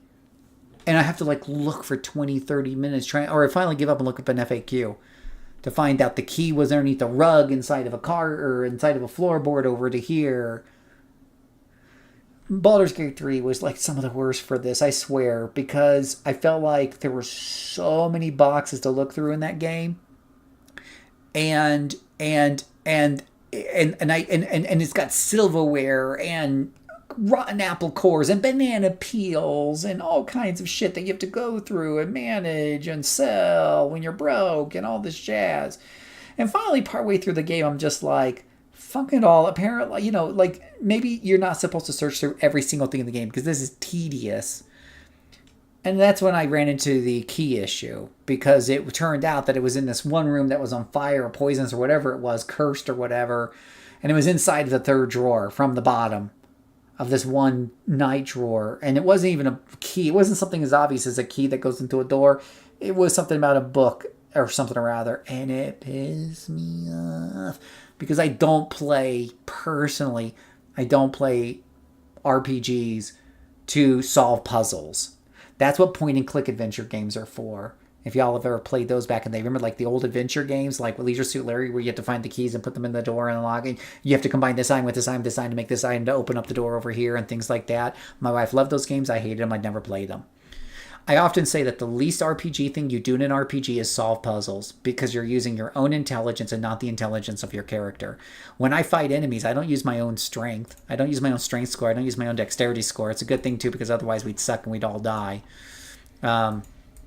Instead, I'm using my character statistics.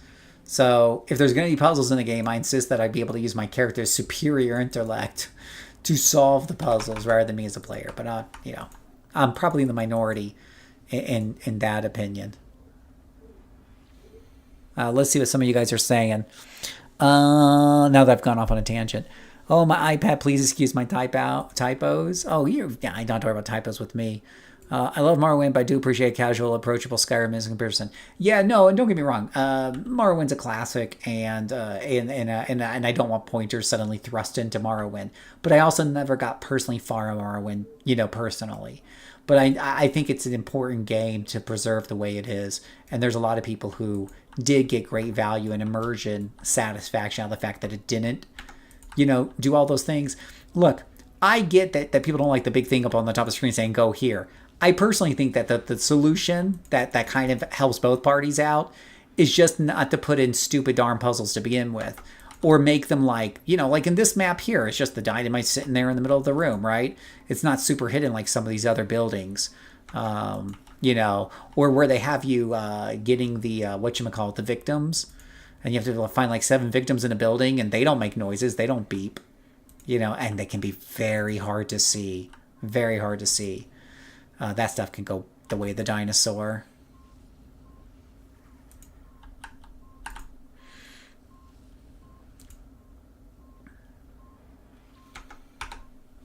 I hate how they hit them. I don't need a game to remind me what it's like when I can't find my keys. Oh my gosh, Spleeble, that is my new favorite quote. That is my new favorite quote. I don't need a game to remind me what it's like when I lose my keys in the house. I think we've all felt frustrated about that before, especially when you're in a rush to get somewhere. And the way I play the game is like, sometimes I've only got an hour before bed. And I like to think to myself, I could get through, a story arc in an hour, that has like 4 missions in it, no problem. And then suddenly I can only get through 2 because I spent half an hour looking for the MacGuffin, right? I personally don't think that was a fun night. That's a frustrating night. I love that. I don't need the game to remind me what it's like to look for the car keys. That's a truism.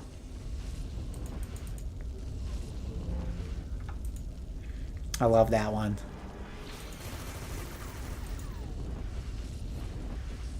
That's my new favorite go-to. You didn't click on the correct pixel to find that key.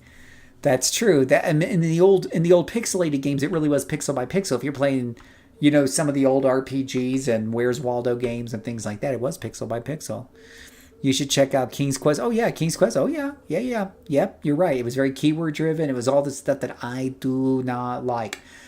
King's Quest is a classic. I do have them, of course. Occasionally I'll load it back up just from out because I have some really good memories in that one. But what I will what I will do is I'll use an FAQ. Yeah. I love Morrowind and I never want to play it again. Oh, that's funny. That's funny.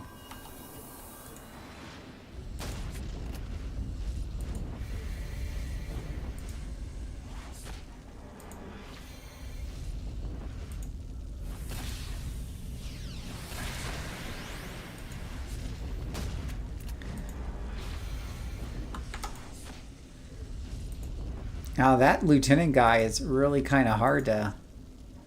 He was being ornery there. He did not want to. He did not want to get held down.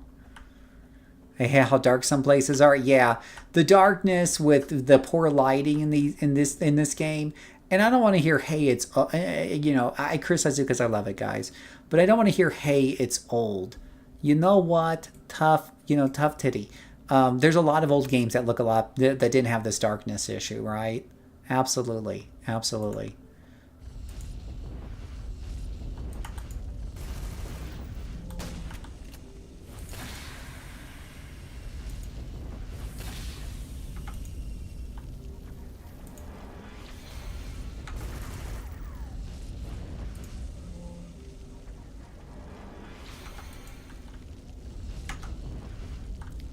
But here you can kind of see my controller is getting through things pretty quickly.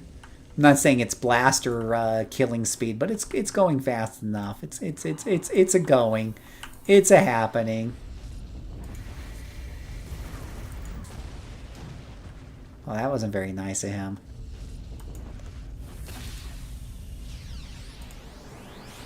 Wow, he does not stay held for very long. He is. Ouch. Whoa. Wow, he did hurt. He hurt quite a bit. Wow, that was a tough fight. I have vision issues in some places I can't see. Yeah, no, they do make it difficult even if you don't have vision issues. It absolutely is true. All right, who else wants to trigger Phil about finding things? Yeah, no, and so I think whether it's an accessibility issue or it's just a, hey, don't tick us off when we're trying to enjoy our game at the end of the night. I do think there needs to be something in the system, even if it's like, hey, you've been searching for 5 minutes. Here's like a pity marker to show you where it's at or something. I don't know.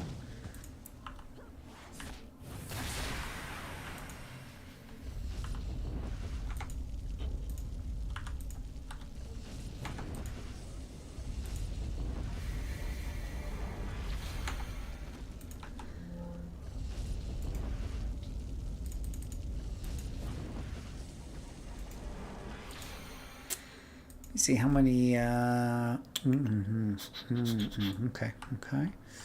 Okie dokie. Gonna guess smoke is something I probably do at the beginning of the fight. Yeah, that doesn't provoke combat there, so that's smart to keep in mind.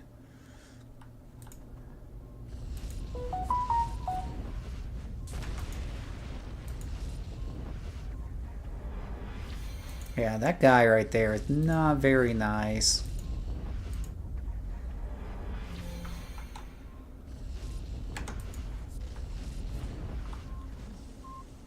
I'll let those guys burn out over there while I go through this rubble.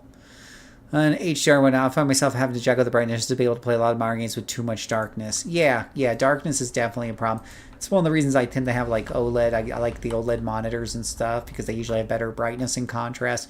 And I do crank up the brightness. I have different settings on my monitor. And when I game, I have it at a different setting than when I'm just working and trying to relax with work. Absolutely.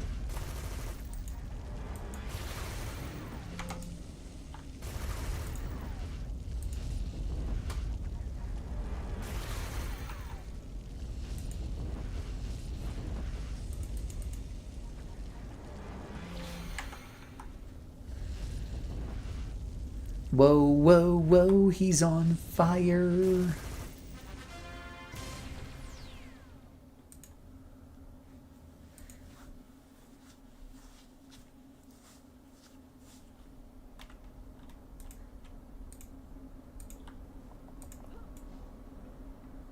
I do like the little fairy wings, little hummingbird kind of wings there.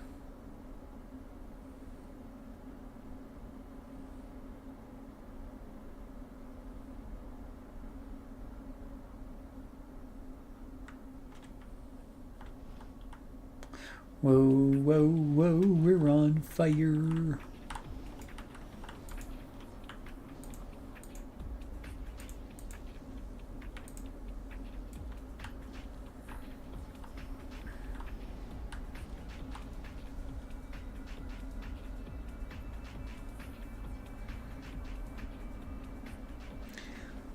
Oh yeah, that's how you get Phil on a high horse. Start talking about finding hidden things. This is a defeat all. Heaven forbid there's like 3 people somewhere in a corner. Now, the more you play the game, I will say the easier some of that gets because you just get used to some of the layouts and stuff, and where they tend to hide some things.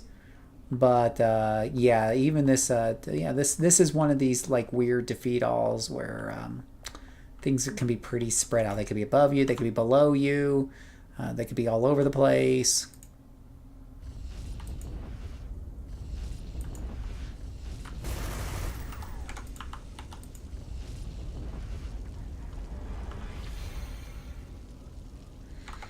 Whoa, whoa, whoa, they're on fire.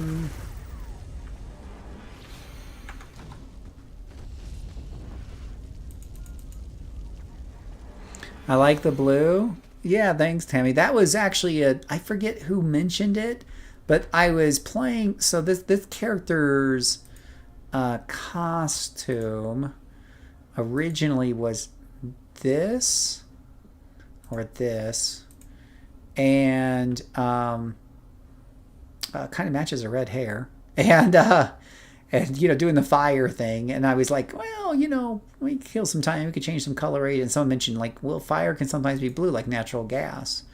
I'm like, that's not a bad idea. So let's everyone's done red fire. Everyone's got like a red fire character. So that's how we ended up with the blue glass gas flame outfit there, which kind of makes her look like an ice queen until you see the flames and you're like, oh, she's one of those. She's one of those natural gas deals. Oh, now we know.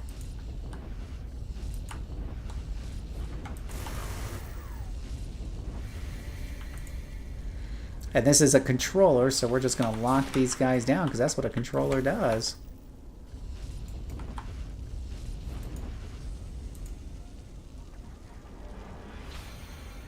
And then we kill them off with Arcane Bolt if they don't burn to death, from all the blue flames. Now, with these kill alls, I'll tell you, like, probably the most common place that you'll like run through the entire mission and think everything's dead, and then you find out it's not all dead. It's usually because they're up here on the higher floors.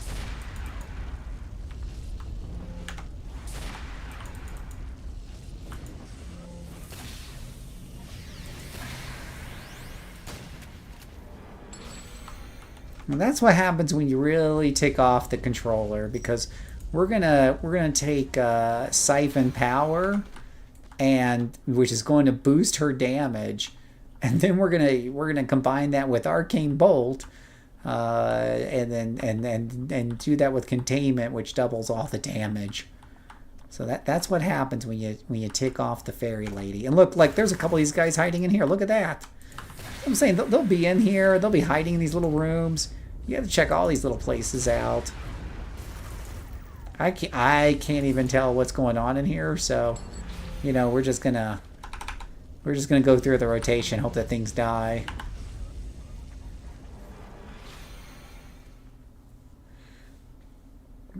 At least most of the offices, unlike the layer cakes, the caves with the I don't even know how you deal with those caves if you don't have flight.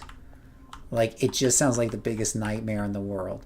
But like these Rescue 5 policemen are exactly the kind of BS we're talking about. They don't light up on the map. They don't make sounds like glowies do, so they're even harder to hunt them all down.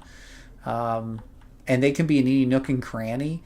And they'll blend in with the background, no problem. They'll just blend right in. You won't even know that you're like that guy right there, that police officer right there. Now, if you mouse over him, you'll get, you know, you'll get a little something something there, but.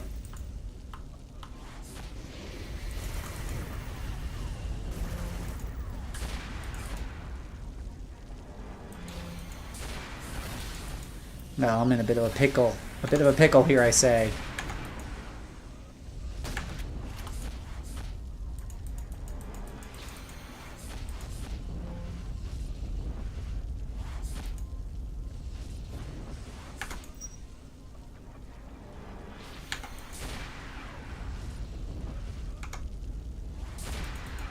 Well, at least they're all burning in natural gas, you know.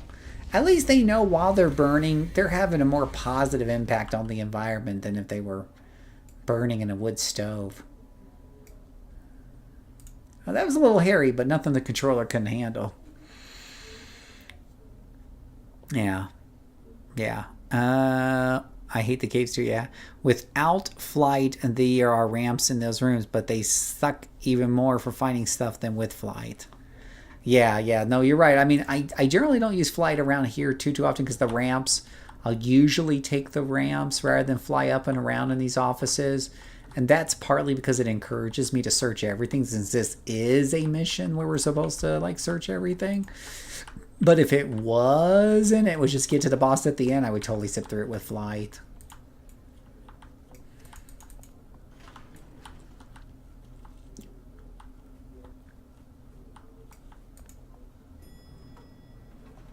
Oh, by the way, I have a blue version of her artwork too. You actually have two choices. We have this one here. So we have this character. We have this variation of the character here. And then we have this one here, which has a little bit more of an anime look to it. Uh-oh. Hold on. We got somebody here who's excited to have some fun here.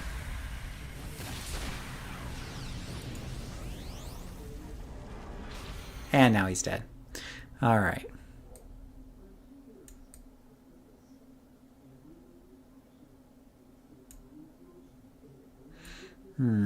Let's make her look this way. There we go. Now, one very popular place to hide people is whenever you see an upper floor, always look through the upper floor at some point. Now, there's stairs right there. I'm going to kill off this guy real quick because he's bugging me. And usually when there's a whole bunch of people to rescue, a good idea is just to treat it like a kill and just make sure you just kill everybody. Because they're only considered captive if there's somebody, an enemy nearby, alive to hold them there. So if you just kill everybody, the problem solves itself.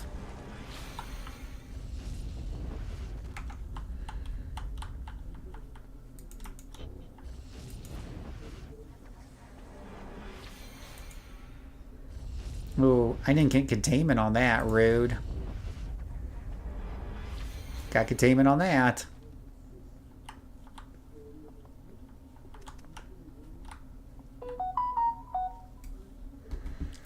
Ba-da-ba-dum-bum-bum.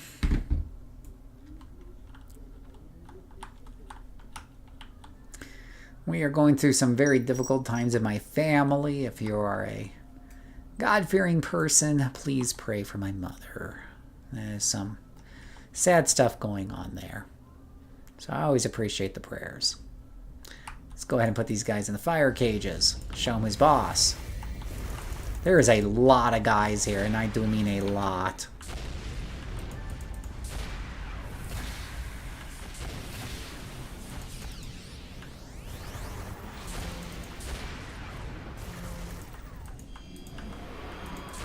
Ooh.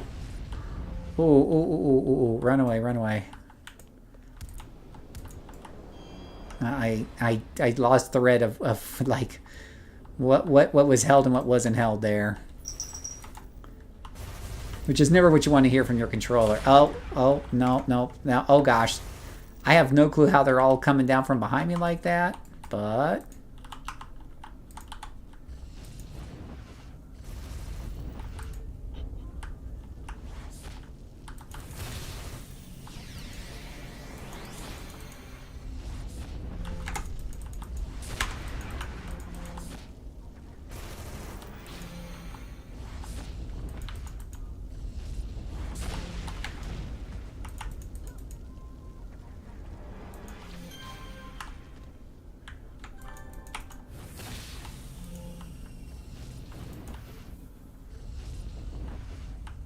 Gosh, how many hold powers do I have to use on this guy to keep him from running?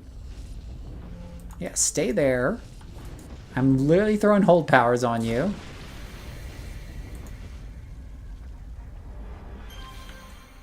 There you go.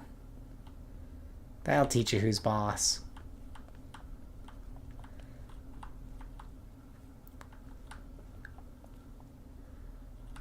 Oh, I guess this is, that was where he was at. We must have got him. Now, if you are going to have a mission with, let's say, find 7 policemen or whatever, then having it in a building like this, while it is a bit convoluted, isn't the worst thing in the world because it's small-ish. So it doesn't take you too long to research it, research it again. But in some of the missions I've done where they're like, find 7 of these guys in a building that literally has 5 different floors on it, I just want to slit my wrist. I'm just going to be like, no, I don't want to. I don't want it. I want to uninstall the game. That's what I want to do. City of Heroes, you brought me to this point. I want to uninstall the game. Why would I want to do that? Why do you do this to us, game? Why? Why?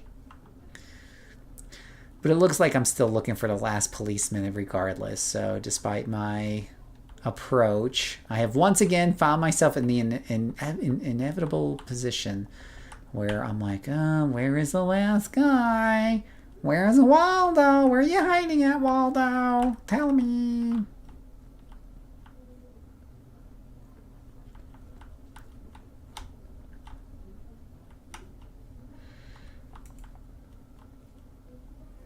And I'm pretty sure some of you are asking yourselves, I'll pay you. How much will it cost, Phil, to pay you not to use that voice again?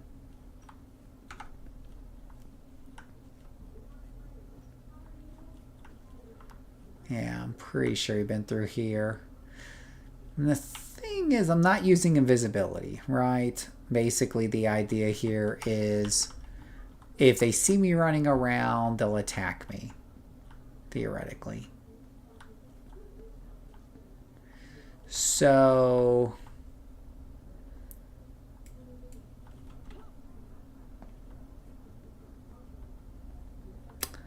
I don't know. I don't know where they're at.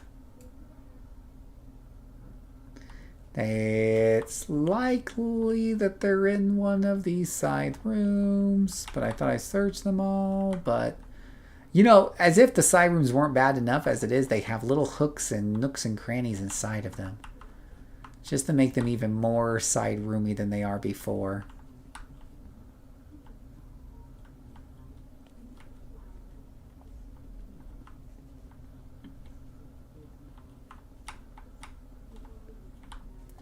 Here, last bad guy. Oh, good grief.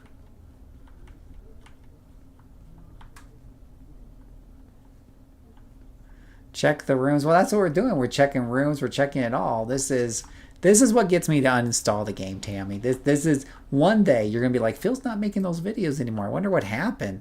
You're gonna like tune into the stream. Oh, Phil's playing. Freaking Dynasty Warriors 9. What the hell? Why the change of heart, Phil? And this is exactly why. This is what drove it. Because you know what you never do in Dynasty Warriors 9? Look for the last police officer. I get seasick just doing it around like this too. This is not healthy.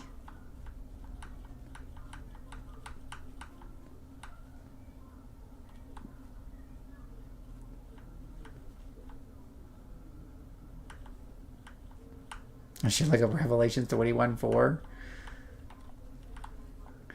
Well, will it tell me where the police officer is hiding? I always appreciate the prayers from a mom.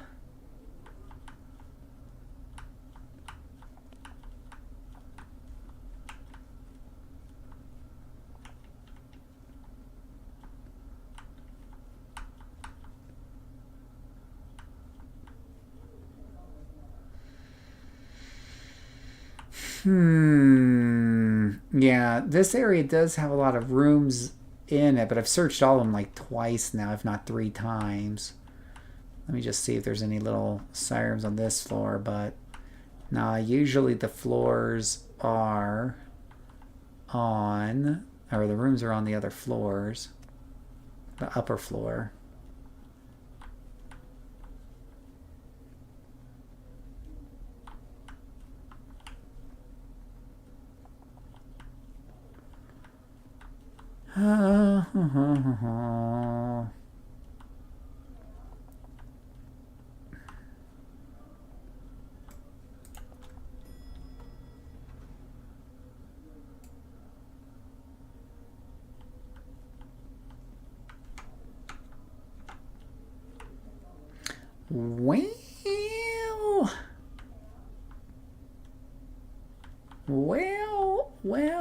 Well.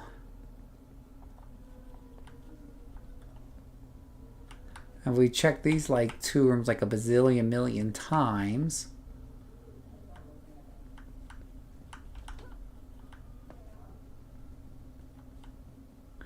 This is honestly frustrating beyond belief. This is definitely very, very frustrating, and the reason just not play the game. This is not fun. This is never going to be fun to me. This is never going to be something I'm like, yeah, I hope they put more of this in the game.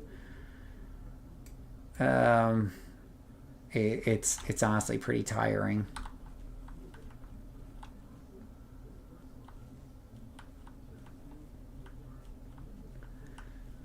And we lose all the viewers during this time too. Because it turns out it's not fun watching somebody just look around for the last guy.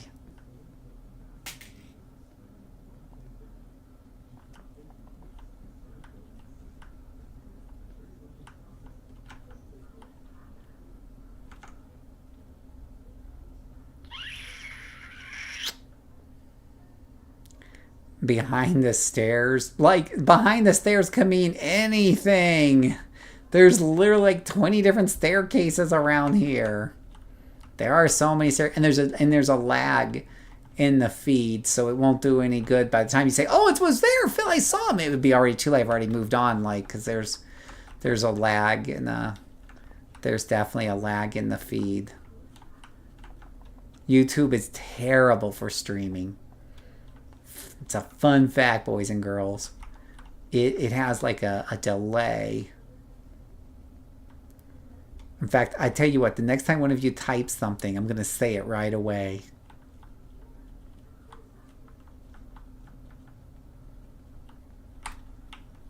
Right there, down below. See, I said, wait, wherever you type that in, you said down below. And I'm like, okay. But this is underneath behind each of those staircases. Nothing there.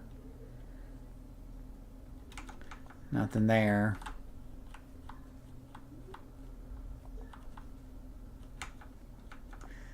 Nothing coming up on tab targeting. Yeah, this is stupid. This is stupid. I'm ready to uninstall. I'm done. Stick a fork in Uncle Phil. I'm done.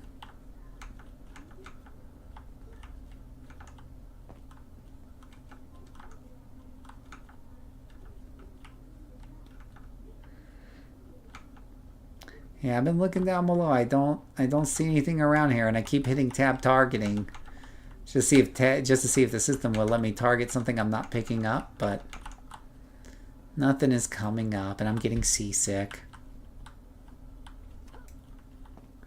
I need to record this. I didn't oh, you know what? It's going to be recorded on YouTube. This is the day that Phil uninstalled.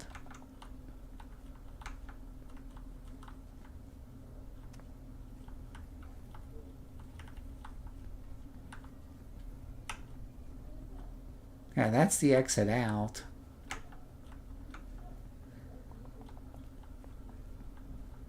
You have the same, you have one stuck in the ceiling.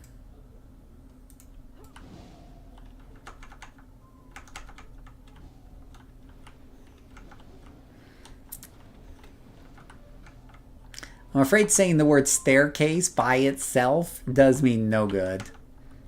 Because I've been saying staircase a lot, but there's a lot of staircases, and I'm not seeing anything about a staircase. But I'm tired. I'm tired, and it's been a rough day. And this is not exactly the way I want to end the day. When you want to unwind at the end of the game, you want to feel powerful. You want to feel smart. You want to feel like you want to get a nice dopamine hit. This is not how you do it. This just frustrates your players.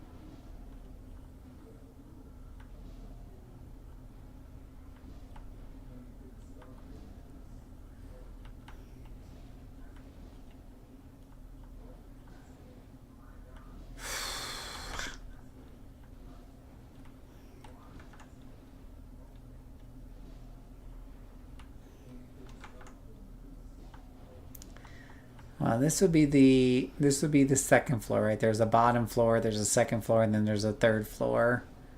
And I don't really see anything here on the second floor.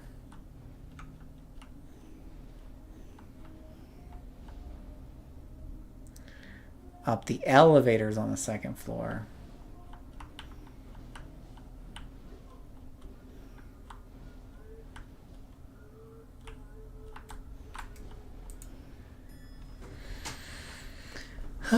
I'm just going to uninstall the game.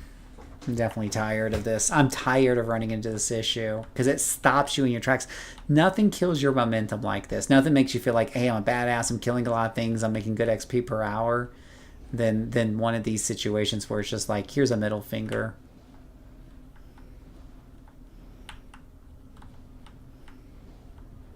Here is a middle finger for you and your family. And we have hidden the NPCs.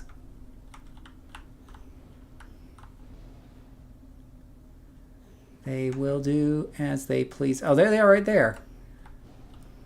And you know what? One of you talking earlier about how everything is really, really dark in this and everything like that.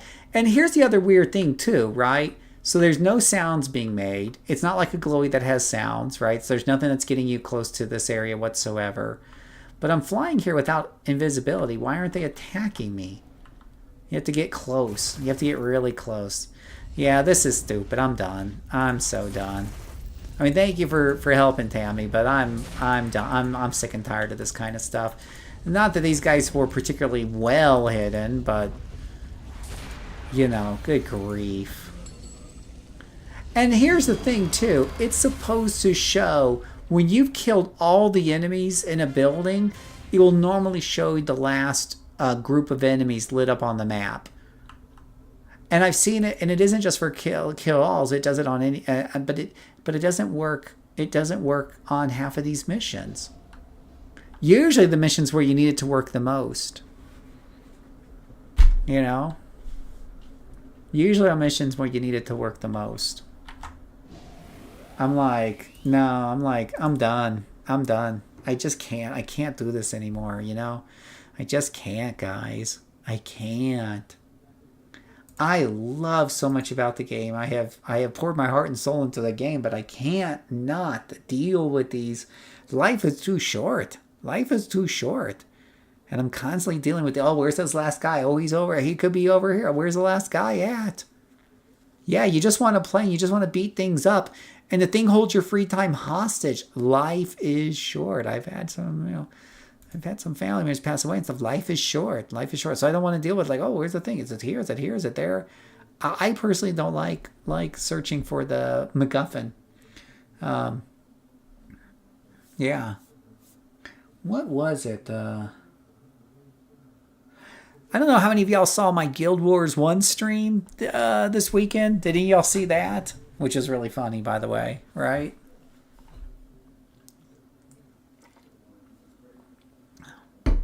Didn't y'all catch that?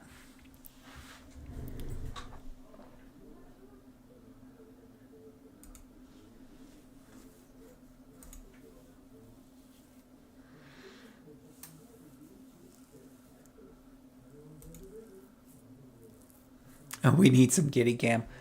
He's somewhere around there.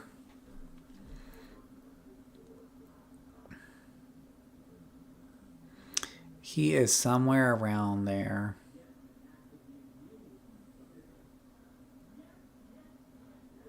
Right?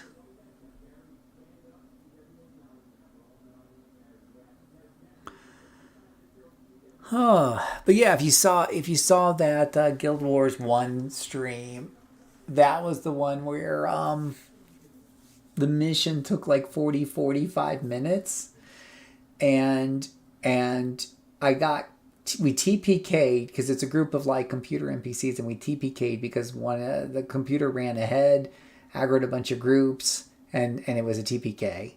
And when you TPK in that, you have to start the mission all the way over from the beginning, 45 minutes back, right? And so yeah, we've gone past that. We've gone to the sixth stage of grief bin where you uninstall the game. Yeah, but um,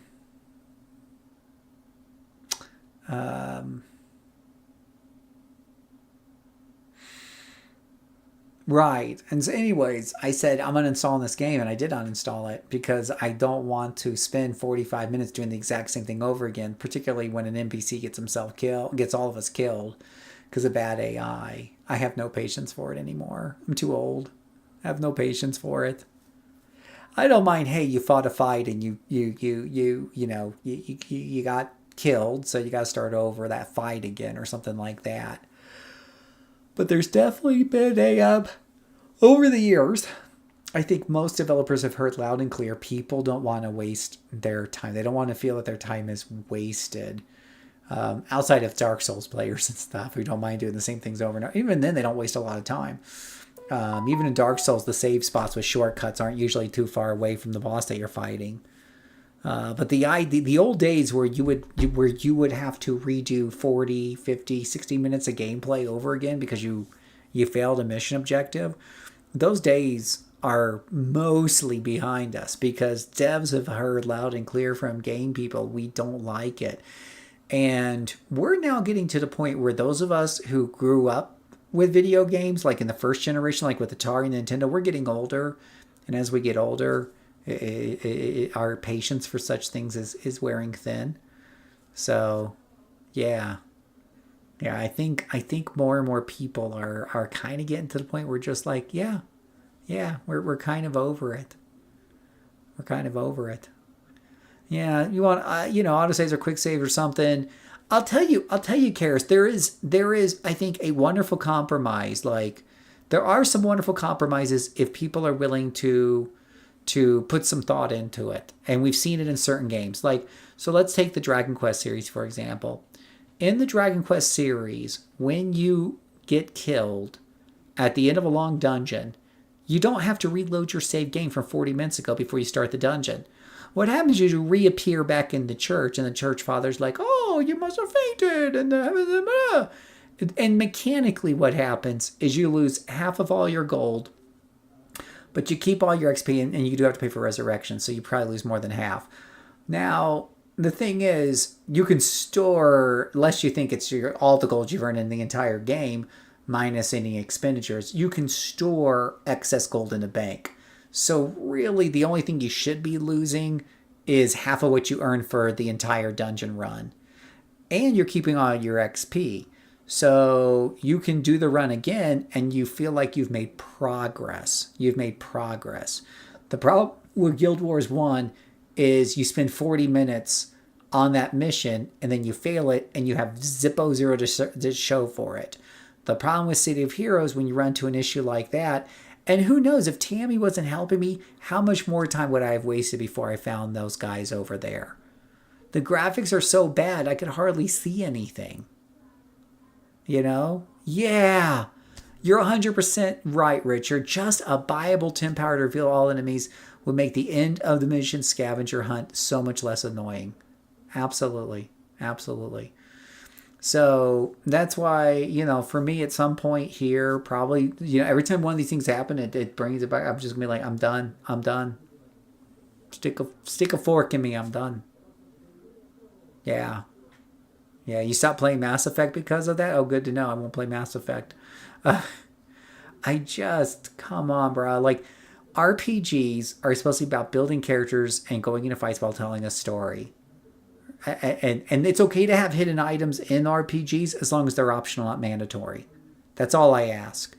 Don't make it mandatory. Have cool little side passages with hidden doors and stuff like that that reward people who explore carefully and get every nook and cranny. But it should have like extra consumables, extra, rewards, maybe a cool sword, and maybe an occasional hidden character, but it should always be optional. It should always be optional. So, yeah.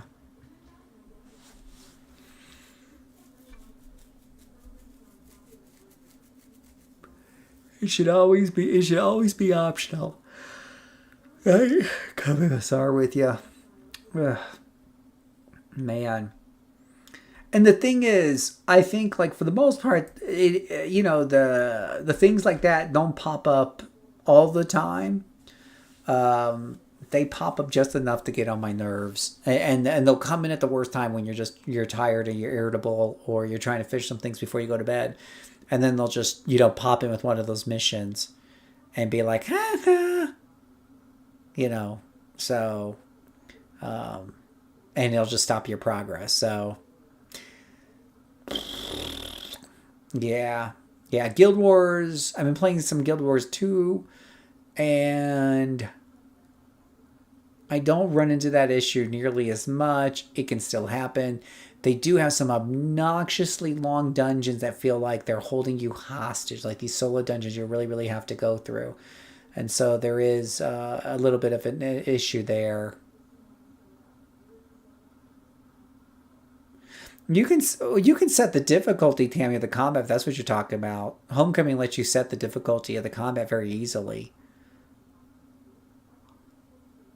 But I don't know if you're referring to the MSRs or something.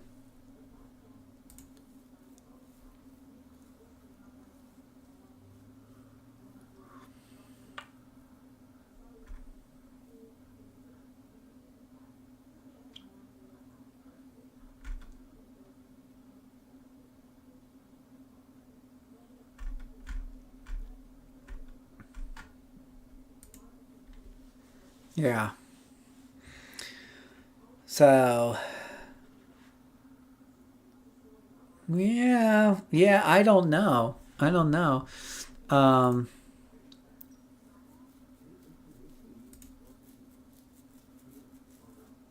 Sometimes what you do is you play a game as a palate cleanser that just addresses all of these options.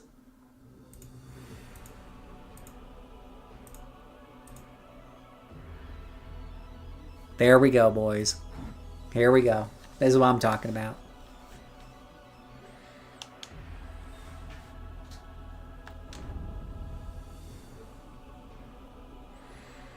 You can play City of Heroes on easy, Tammy. You can put the level at -1. All the story arcs will be easier as a result, but they won't help you find a hidden thing, hiding in a room or whatever have you. But they'll be easier combat. Yeah, you can do that in City of Heroes Homecoming. It's very easy to do, in fact, and whatnot.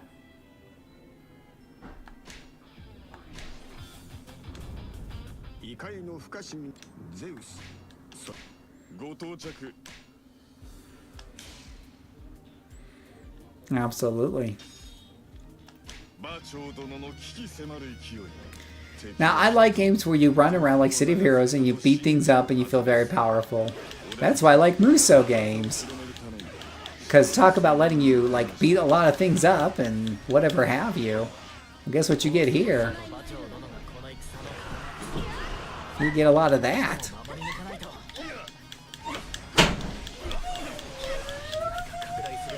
This is Warriors Orochi 4.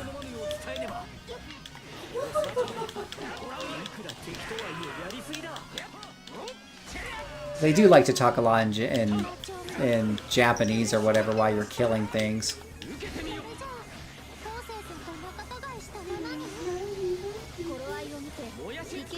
I probably hit that button at the wrong time. I like big staff weapons. Look at that. That's like an Earth Dominator right there, right? Or Sentinel. Just picks up a big chunk of Earth and slams it down on everybody. She's clearly an Earth power character.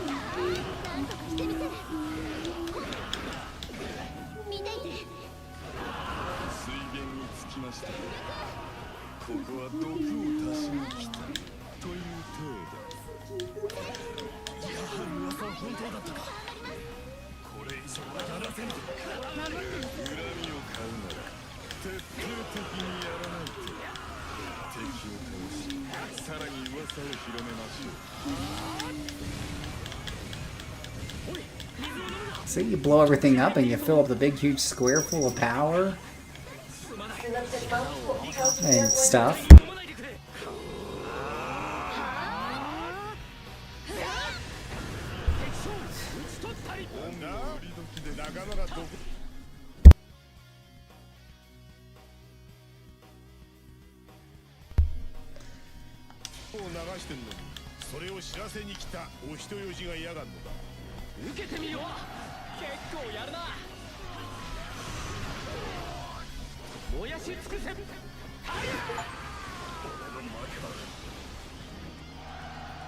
So yeah, this is Warriors Orochi 4, and you'll never be running around looking for the last guy in the middle of a dungeon somewhere.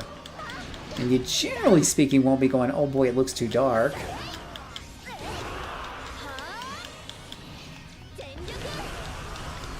And you get to blow a lot of things up and feel very powerful. So there's all that.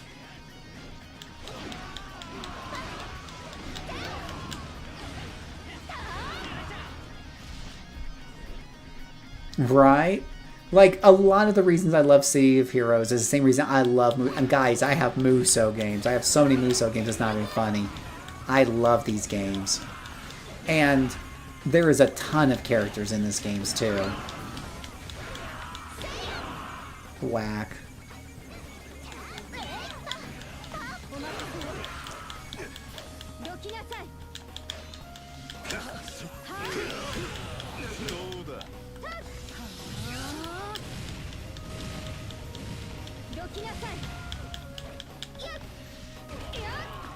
So we often say, like, what was it? Like, remember there was those old Wendy's commercials from like the 80s where the old lady's going, "Where's the beef?" You know, my wife likes sushi, and one time we went to this one place that was a sushi buffet. They had a rule that, you know, you had to eat all the things that were on your plate before you got more or anything like that, and that meant all the rice and everything. And she pointed out that the sushi was a ton of rice, and very little fish. It was filled with filler. One of the things I like about the Musou games is that there's very little filler. There's no searching for where's Waldo. There's no, you know, trying to go hunt 10 weird people in some corner. It's just get in there and beat the crap out of it. It's no filler. It is just pure destruction and action, and you get in there and you get your dopamine hit when you do the thing. Unless you fail the mission, and that's going to happen from time to time.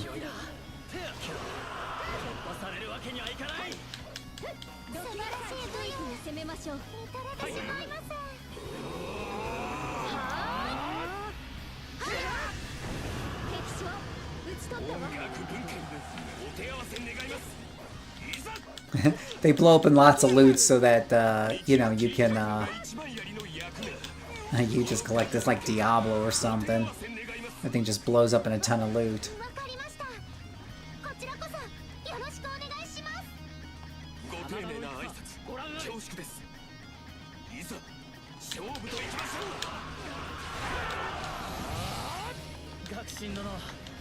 I can't see him on the roof.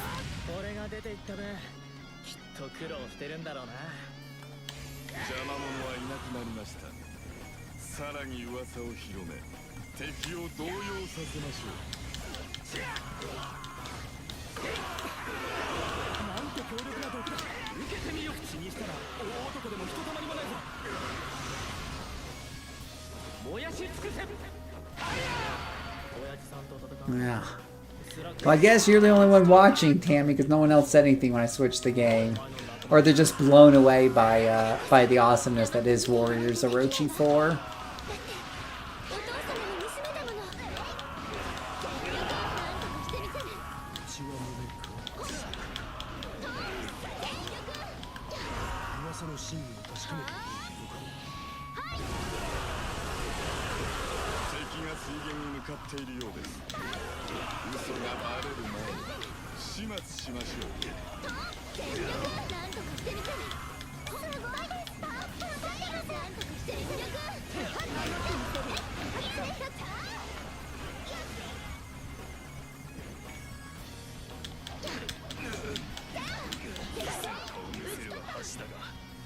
I'm loving this. Well, at least you're here with me, Tammy. I think everybody else was like, oh no, this isn't City of Heroes, and they tuned out. Yeah, no, this is a lot of fun. And this is one of the later ones of the series. This started off with a really, really old series called Dynasty Warriors. It was on the PS2, and it was very stiff by comparison. It looks a lot like City of Heroes, honestly, or even worse than City of Heroes, the older games. But they kept working on the formula, reiterating it. And they've got, the company that makes these games have a lot of, they eventually picked up deals with other companies like Nintendo and made these games with like the Zelda license, Dragon Quest license, Attack on Titan license. So, you know, the Dynasty Warrior games and are based on the Kingdom, the Three Kingdom stories from China. And then they have Samurai Warriors games, which are based off of Japan. But then now they've got a bunch of games from different era, from like Gundam to Fire Emblem. They have Fire Emblem Warriors. That's a Musou game.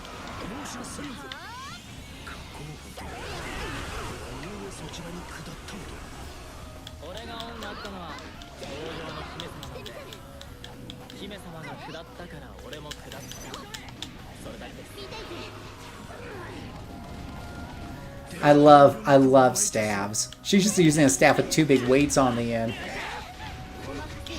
Oh, he hurts.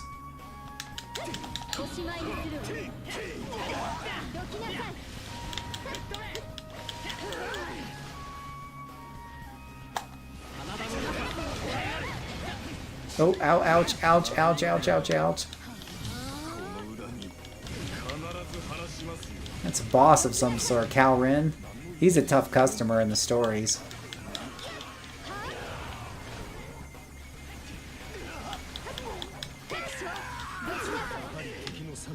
Well, now he's down.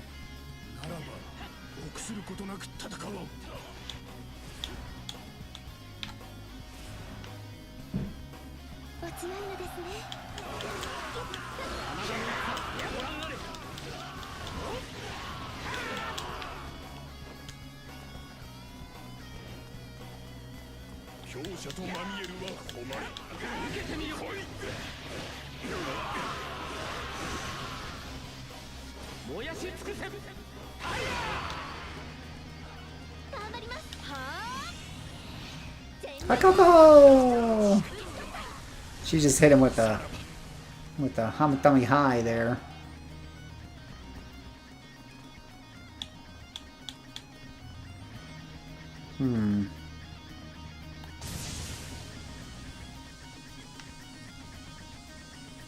Guess I have to run all the way over there.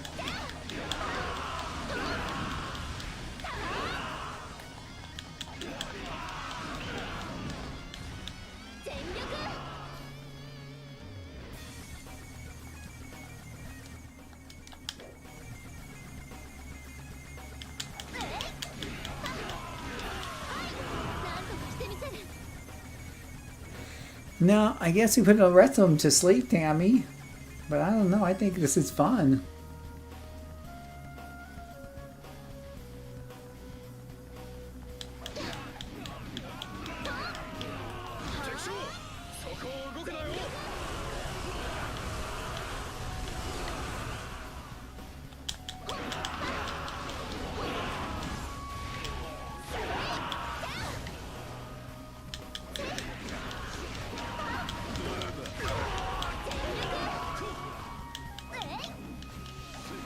One of the main appeals of City of Heroes is easy to play. This looks a lot of fun, but looks like you have to push a lot of buttons. And City of Heroes is just mouse up. I don't know. City of Heroes actually does have a lot of buttons. You're just at the bottom of the screen, right? You have a lot of different powers, especially if you're playing a more complicated class like Corruptor, right? I mean, if you're just playing like Tank, or maybe it's a little bit easier if you don't like, if you have like invulnerability, but there's a lot of powers going on in City of Heroes. They're just at buttons at the bottom rather than buttons on the thing. I use a controller with these games, and some of them do have more complication than others. But honestly, I don't find it hard to get used to at all. Just take some time, you know. It's like any game, you practice, you know, on the early levels things are really easy and you only have to use a few buttons, and then they work your way up from there. You know, they don't throw you in demanding that you know how to do all these things.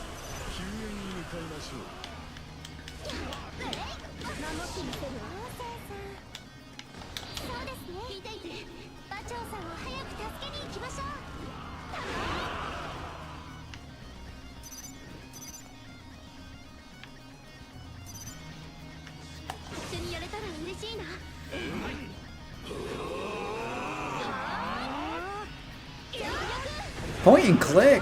I don't know. I mean, obviously it's subjective, right? If you really hate using controllers, and you've never used a controller before, then a controller is going to definitely be more complicated. Whereas a person who's only used a controller and never used whatchamacallit, a mouse and keyboard will find all the buttons in City of Heroes to be overwhelming, right? Yeah, totally. But if you've played PS2, PS3, PS4, this is not a hard game to learn. But if you've never touched a controller your whole life and you've only done mouse and keyboard, then yeah, you have a little bit of a learning curve, sure. You have to get used to using a controller, but it really isn't that hard. I have played both my entire life pretty equally. So for me, I don't find the controls on this to be all that complicated, but my mother takes one look at an Xbox controller and she faints, because the last time she held a controller was on an NES. And if you remember, the NES only had 2 buttons on it. 2 fire buttons, I should say.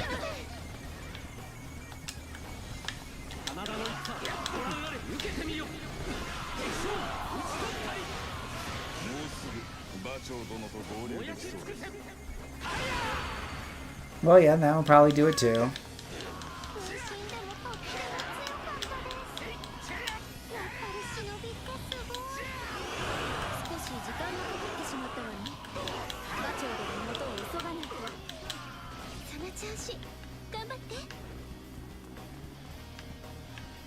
Arcade Street Fighter. Well, I kind of think it was more as Arcade City of Heroes, because Street Fighter, you only fight one thing at a time.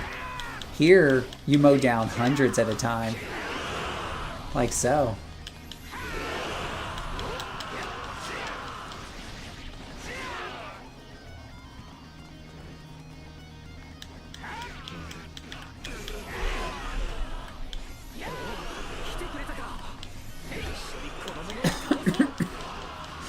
And then you get 1,000 point combos like that.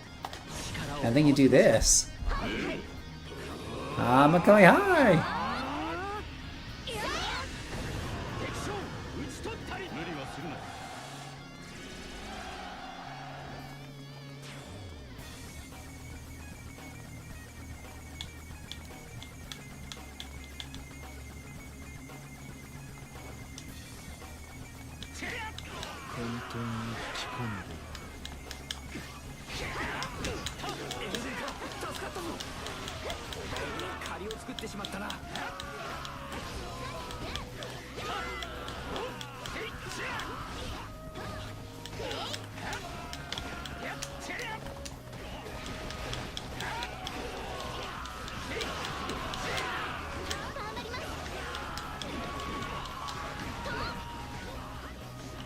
There's a bad guy here somewhere.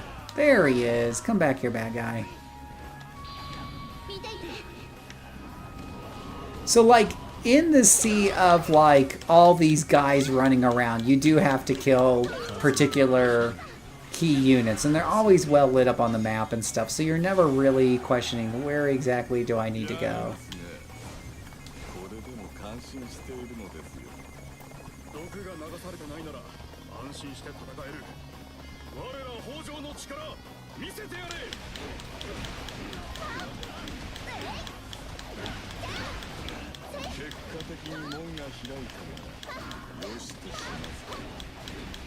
Where do the hours come from? What hours?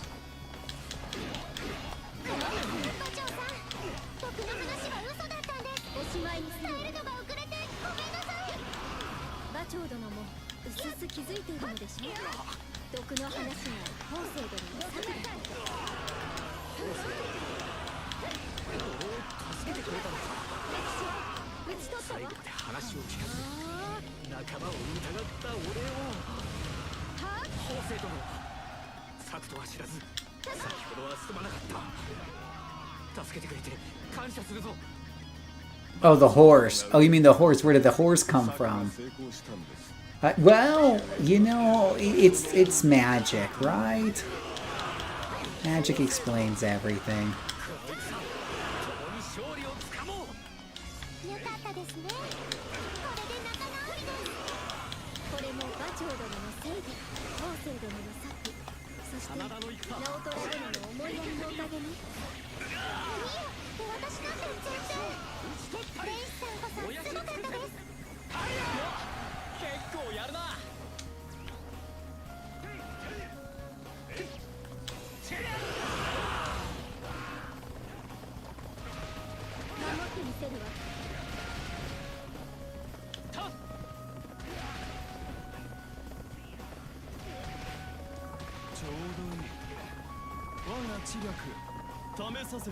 This is so funny.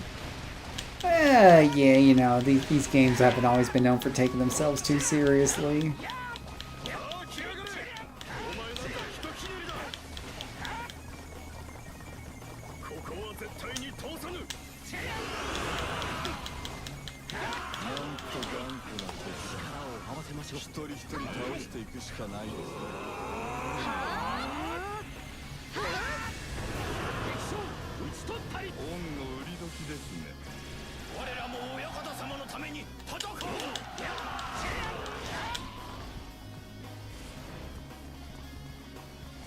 Now, back in the old games, you did have to like keep track of your horse and run back and get them and stuff like that.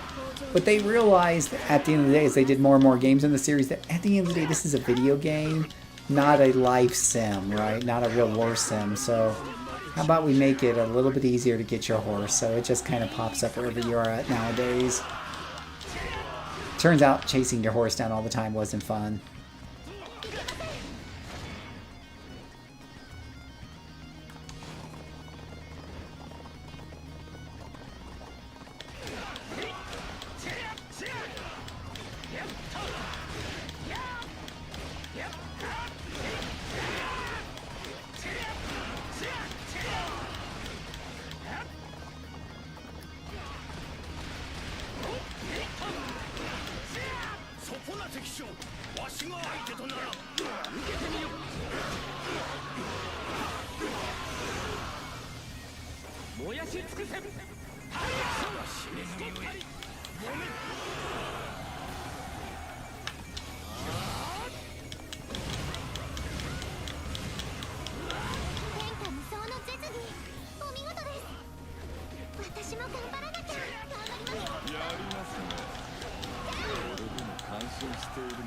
Whacks him with the big stick. She probably gets the horse from the same place she gets that big slab of rock from.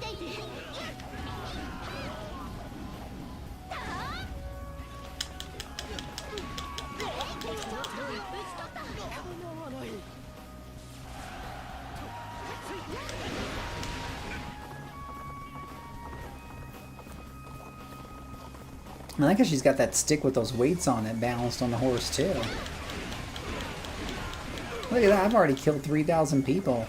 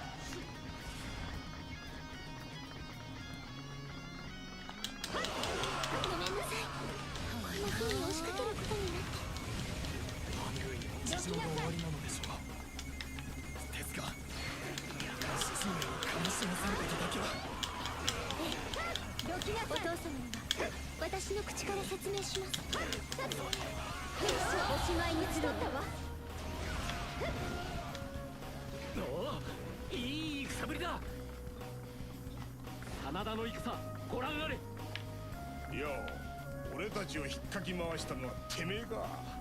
礼はさせてもらうぜ。礼ですか？いいでしょう。なら俺はその報復として勝利をもらいます。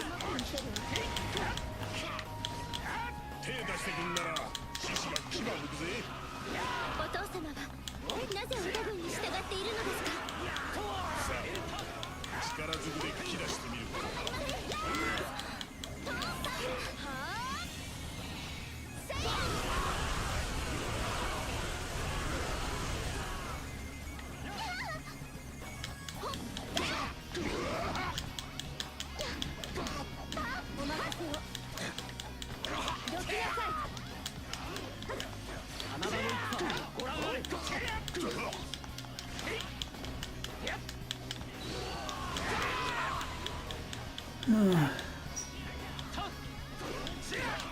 If I try to play Baldur's Gate all the time, yeah, Baldur's Gate would definitely is yeah. There's definitely and there's definitely games that that sometimes my hands are tired and stuff, and I'd rather play turn-based games or strategy games, or there's a lot of games I play with just mouse and keyboard when I want to take it a little bit easier, or even controller games that move a lot slower than this, including turn-based games.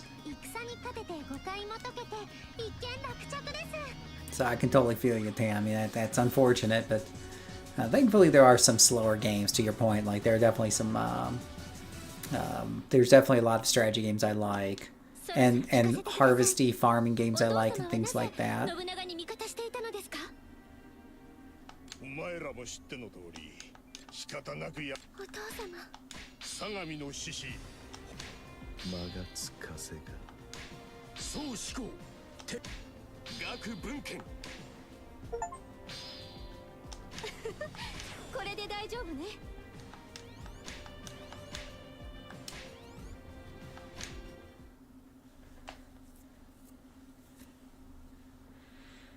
But I find these games are a lot of fun, and a kind of wow, except for all the talking.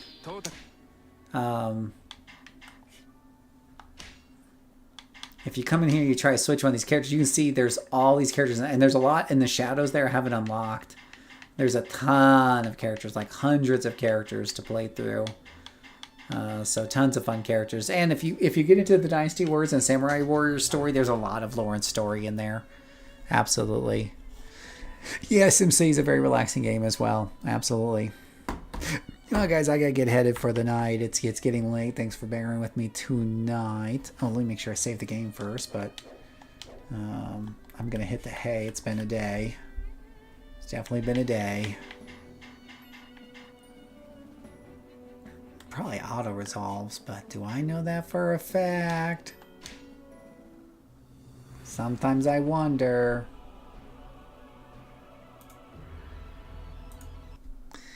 Well, thank you so much for hanging out, Tammy and Ghost and anybody else who's still up. Will Miller. Hope you all have a great, awesome day. Haven't seen much Dynasty. Friends mostly seen Warriors. Yeah, I mean, I could always stream the older games too. I got the PS2 ones. I have them on emulation, so I play even Dynasty Warriors 4 and 5 and stuff like that. Those can be a little more frustrating, but they got some of that old school jank in them. And but I do enjoy them. I do. And Samurai Warriors is a lot of fun. I love them both. Samurai Warriors, Dynasty Warriors, the old Warriors, Orochi games. Maybe I'll do a stream a night where I just stream some of these old games. And it's really funny because the one you're seeing here, which looks really pretty, and I call it one of the newer ones, is actually pretty darn old. I mean, Warriors Orochi 3 probably goes back to the PS3. Warriors Orochi 4 might have originally come out for the PS3. I don't know. It's pretty old, though. So I played the heck out of it on the PlayStation. I think it was a 4. And then I just bought it on Steam not too long ago. And I've only put like 3 or 4 hours into this one, but I'll play it all over because it's just so much fun. It's like Sea of Heroes when it's on a good day. Yeah, you want to beat up hordes and you don't want to deal with blinking, glowy, hidden objects, you know? So, all right, guys. Well, have a good night. Thank you so much for watching. Until next time, may God bless you.